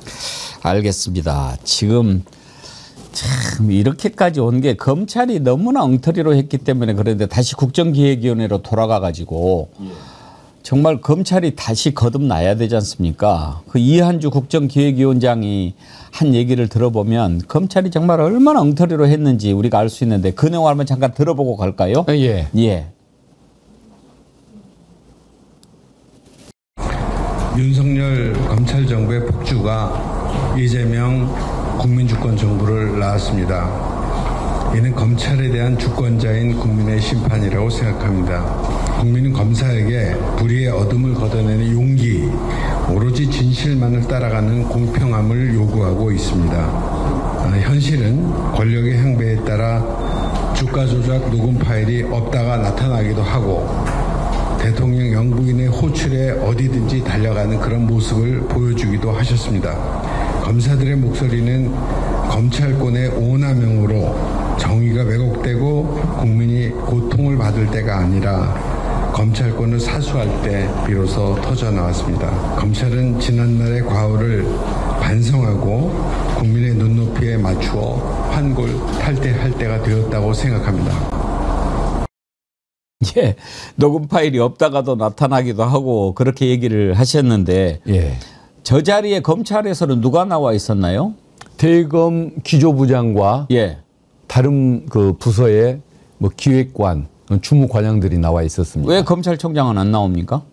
지금 그 기획위원회에 그 보고를 하는 그 주체들이 대개 기획실장들, 기획관리실장들이 담당을 하고 있습니다. 아마 그 장관, 차관들은 이제 정무직이다 보니까 배제를 하고 실질적으로 일을 하게 될 어떤 1급급 공무원들이 그걸 담당을 했던 것 같은데 아마 그런 균형 차원에서 대검에서도 기조부장이 보고 주체로 나왔던 것 같습니다. 그러면 혹시 대검의 기조부장은 심우정 사람 아닙니까? 맞다고 봐야겠죠. 그러죠? 예. 그럼 심우정 뜻이 아직 수뇌부에 인사가 없었으니까 현재로서는 그 상태에서 진행할 수밖에는 없는 상황입니다. 아무튼 이제 내일 다시 보고를 한다고 그러니까 얼마나 달라질까 한번 봐야 되겠는데 지금 사실 의원님이 생각하시는 검찰 개혁의 방향은 수사와 기소 완전 분리 아닙니까? 맞습니다. 예. 그 사실은 검찰이라는 것은 프랑스 혁명 이후에 인권 보장을 위해서 태어난 제도입니다. 그러니까 재판과 수사 기소의 분리를 위해서 태어났던 것이고 그 수사와 기소가 분리되는 그 모습을 보면 검찰은 당연히 기소를 하고 그리고 이제 어떤 실제 수사는 경찰 중심으로 하게 돼 있는 거 아닙니까? 그런데 한국 검찰은 너무도 직접 수사, 특수부 수사를 즐겨왔습니다. 열심히 하는 것은 좋은데 어쨌든 그것을 너무 남용을 해왔고 그리고 왜 검찰이 수사가 본업이 아니고 인권 보장을 위해서 태어난 제도인데 왜 직접 수사를 해왔느냐. 경찰보다 낫다는 논리가 있었던 겁니다. 검사들도 문제가 있지만 어쨌든 경찰 수사보다는 나으니까 검찰에게 맡기는 것이 더 나은 것 아니냐라는 이런 논리하에 검찰이 진행을 해왔던 것이고 그동안에. 그런데 윤석열 정권의 그 상황에 들어서면서 경찰 수사보다 나을 것이 없는 상황이 됐던 겁니다. 오히려 더 못한 모습을 보여줬던 것 아닙니까? 그러다 보니까 이런 뭐 제도나 역사를 떠나서 이제는 폐지될 때가 되었던 것이고 그래서 이제 모두가 이것에 대해서 공감을 하고 있는데 문제는 본인들이 어떤 직접 수사를 진즉에 포기를 좀 하고 또 원래 제도의 목적에 맞게 인권 보호를 위한 국민의 권익을 보호하기 위한 이런 활동에 비중을 뒀다고 한다면 그런 것들이라도 좀 지킬 수가 있었을 텐데 지금은 직접 수사에 대한 불신 때문에 사실은 본업처럼 수행을 했어야 할 그런 권한까지도 뺏길 가능성이 많은 지금 상황에 처해 있다는 것. 그게 어떻게 보면 3년간 저런 그 만행을 저질러 온 지도부의 책임이라고 저는 생각을 합니다. 어떻게 보면 이제 자업자득인데 검찰 입장에서 보면은 아이러니이기도 합니다. 검찰 출신의 최초 대통령이 나왔는데 바로 그자 때문에 검찰이 이제 해체되는 그런 운명을 맞게 되지 않았습니까? 예. 검찰에서 평생 몸담아 오셨던 우리 박 의원님 같은 경우에 검찰 해체 이렇게 해야 되는 것을 보면 참 마음이 좀 한편으로는 쓰리고 그러시겠어요. 맞습니다. 그러니까 어떤 이유에 떨어져서 그러니까 검찰을 보는 모습은 정말 분노감을 자아내는 그런 조직으로 보여지고 뭐 지도부나 이런 사람들을 그 방송을 통해서 보거나 이름을 통해서 볼 때는 저 용서할 수 없는 사람들이라는 생각, 개혁은 반드시 할 수밖에 없는 사람들이라는 생각이 드는데 막상 또 이렇게 지나다니다가 그 보는 저 후배들 얼굴을 마주치거나 이럴 기회가 있으면 또 짠한 생각이 드는 거죠. 왜 이렇게 상황이 이렇게밖에 올 수 없었는가. 결국은 선배들이 지은 그 큰 죄악 때문에 사실은 그 어떤 죄에 과담하지 않은 사람들까지도 어떤 그 자기 자신이 그 지켰어야 할 그런 대목까지도 지금 위협을 받는 상황이 됐기 때문에 조금 어떻게 보면 안쓰러운 생각도 동시에 또 드는 것이 현실이죠. 그러면 지금 확실하게 이제 안이 정해져 있지는 않겠습니다만은 현재 흐름은 검찰청이라고 하는 이름이 사라지고 수사와 기소를 완전히 분리한다고 하면 지금의 대검찰청은 공소청 뭐 이렇게 바뀌게 되는 겁니까? 예, 그렇습니다. 예. 그리고 모든 수사 지금은 이제 일부 수사만 하고 있는데 모든 수사에서 검찰은 다 손을 떼게 되는 겁니까? 맞습니다. 예. 검찰청이 두 개로 쪼개진다고 보면 될 것 같습니다. 예. 본류는 공소청으로 남게 되고 예. 그리고 수사는 중대범죄수사청이라는 곳에 다 내주고 수사를 하고 싶거든 그쪽에 본인들이 지원을 해서 수사관으로 채용된 다음에 수사관의 이름으로 일을 하고 검사라는 명칭은 사용할 수가 없는 그런 상황이 됩니다. 그렇게 되면 혹시 세계적으로도 수사와 기소를 완전히 분리하고 있는 그런 나라들이 많이 있습니까? 수사와 기소는 분리되어 있는 경우가 다수이고 검찰이 직접 수사권을 행사하는 경우도 간혹 있는 상태입니다. 그래서 지금까지 그 간혹 있는 그런 상태나 또 이 법제도를 이용해서 검찰이 수사권을 해왔던 건데 지금은 이제 간혹 일부 또 중요한 사건에 하나여 뭐 행사하던 그것도 이제 완전히 폐지하자는 것이 현재 입장인 것이죠. 그래서 그 어떤 민주진영의 국민이나 민주당의 의원들이나 대통령님 생각이나 수사와 기소는 완전히 분리한다. 이 부분에 대해서는 뭐 확고한 의지가 있고 또 공약으로 이미 내놨기 때문에 그것은 피할 수가 없는 그런 운명이라고 봐야 할 것 같고 다만 이제 어떤 그 국민의 권익을 지키기 위한 그 어떤 부수적인 권한들이 있을 거 아닙니까? 예. 뭐 검찰의 불기소, 활동 중에 경찰이 불기소 처분 의견인 것을 경찰이 끝내게 하느냐? 네. 아니면 검찰로 보내서 검찰한테 판단을 받게 하느냐?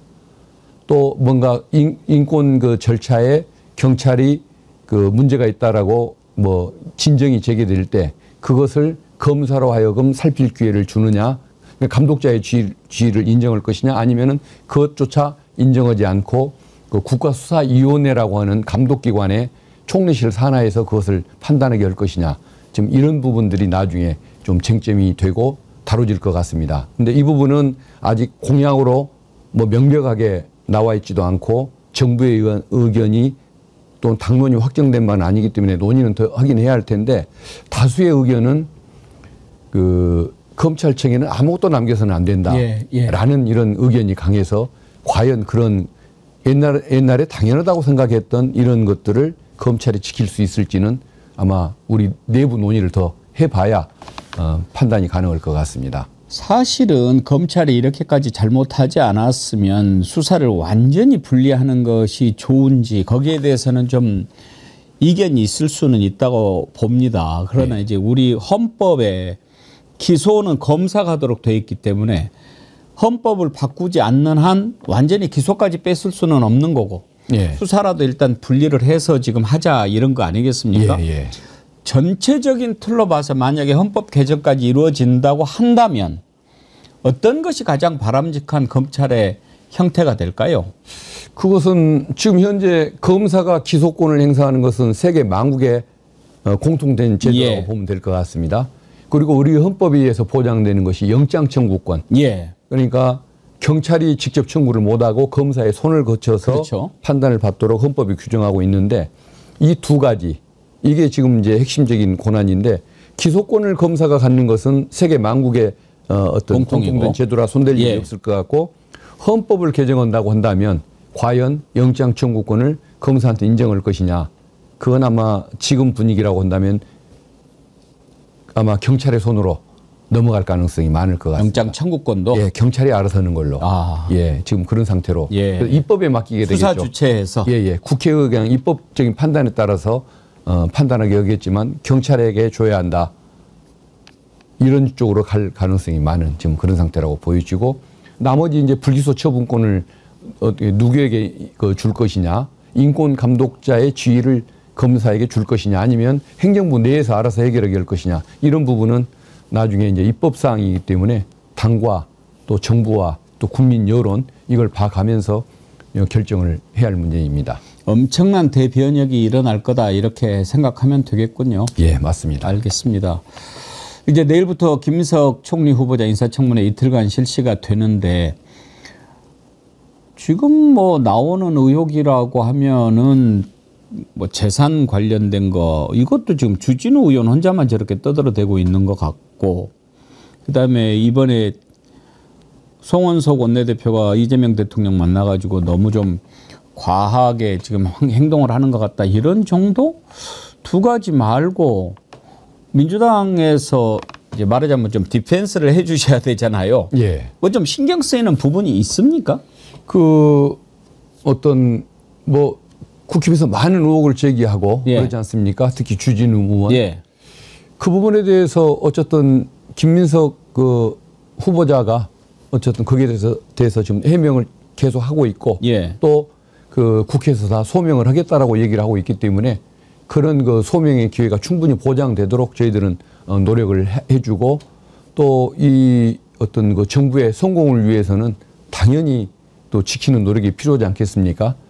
사실은 이 내용이 어떤 의문의 여지가 있는지 없는지는 청문회를 한번 지켜보면은 다 아실 수가 있는 부분인데 제가 보기에는 어떤 가족관계 문제나 뭐 여러 가지 이런 것들은 아무런 문제가 본질적으로 문제될 사항이 아니라는 생각이 들고 다만 이제 어떤 왜 채무가 많았느냐, 왜 저 빌리고 오랫동안 안 갚았느냐 등등 또 어떤 비공식 소득들 뭐 있을 거 아닙니까? 뭐 세비 외에 뭐 출연료라든가 출판 뭐 이런 것들로 뭐 갚았던 것이 제대로 설명이 되느냐 이런 여러 가지가 있는 것 같은데 기본적으로 이것은 저는 김민석 후보의 죄를 굳이 찾자고 한다면 가난한 죄, 예, 채무를 비롯한 이 가난한 죄라고 봐야 할 텐데 아유.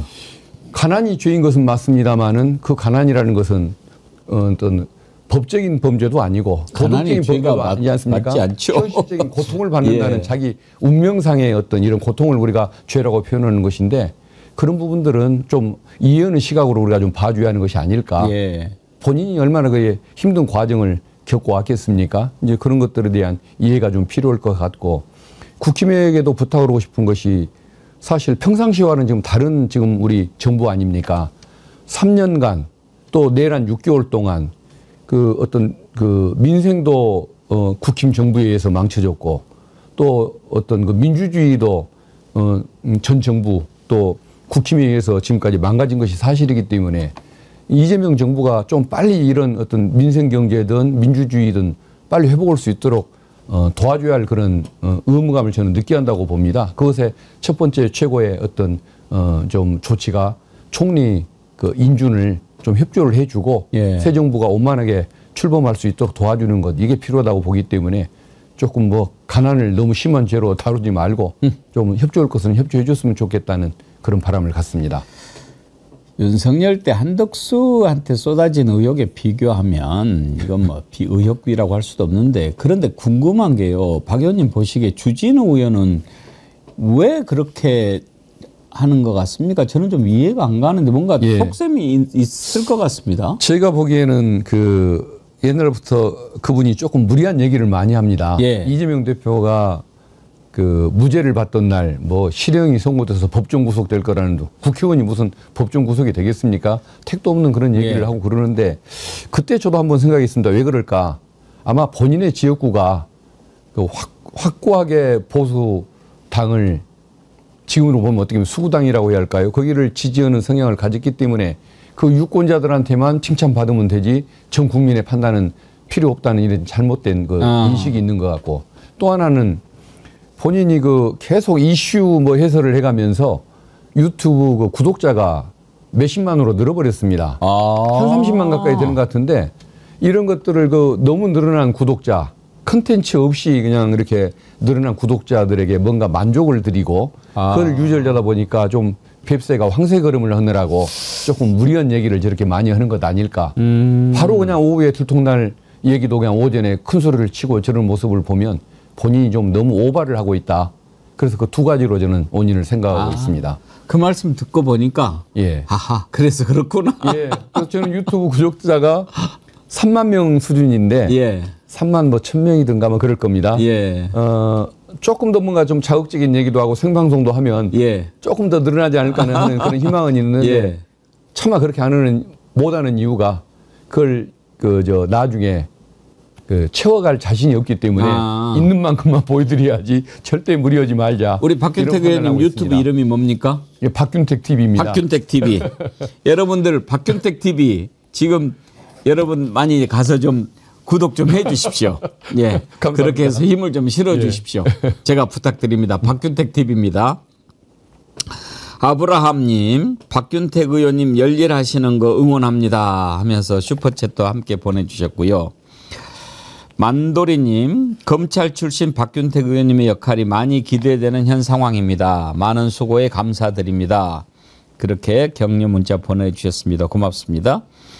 거성님, 박균택 의원님, 지기현 이룸사롱 대법원 조사 건은 아직 조사 중인가요?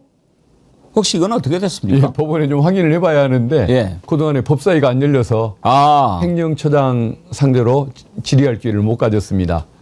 예. 그 뒤로 거기 가서 사진 찍었다고 이렇게 보냈는데 그 뒤로 유야무야 되고 있어요.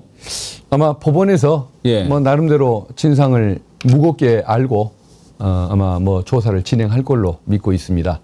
억울하면은 억울한 대로 진상이 맞다고 본다면은 뭔가 징계를 제대로 하기 위해서 법원 행정처가 노력을 해야지 그냥 대충 넘길 수 있는 사안은 아니라는 걸 법원에서도 인식할 것 같습니다.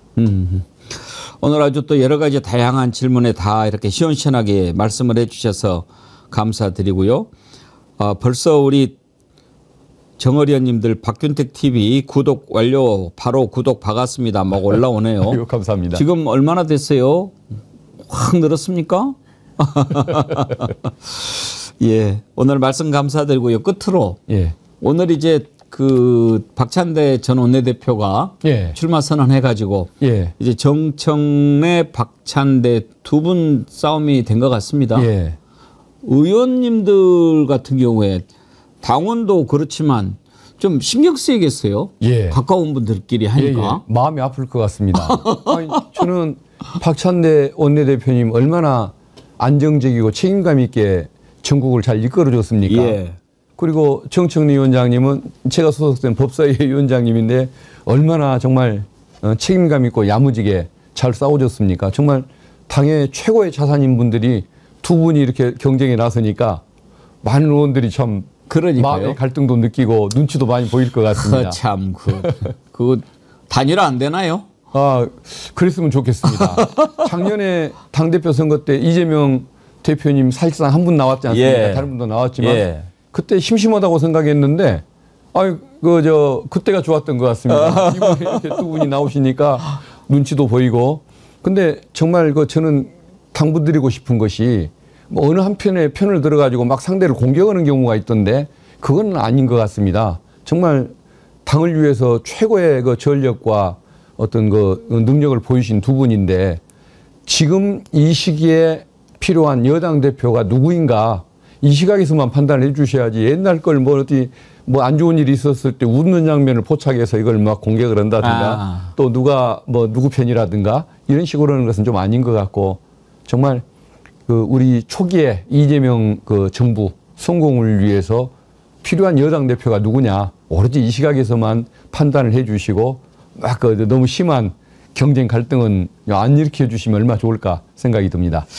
알겠습니다. 우리 박균택 의원님 같은 분이 대표하면 참 좋을 텐데. 출마하실 생각은 없으십니까? 이거 너무 한 자리가 비었다는데. 너무 과분한 말씀. 오늘 말씀 감사드리고요. 제가 아까 말씀드린 대로 지금 박균택 TV 구독자 바로 300명 늘었습니다. 감사합니다. 고맙습니다. 오늘 말씀 감사드리고요. 또 이제 국정기획위원회도 있고 청문회도 있고 결산 한번 또 와서 해 주십시오. 알겠습니다. 고맙습니다. 감사합니다.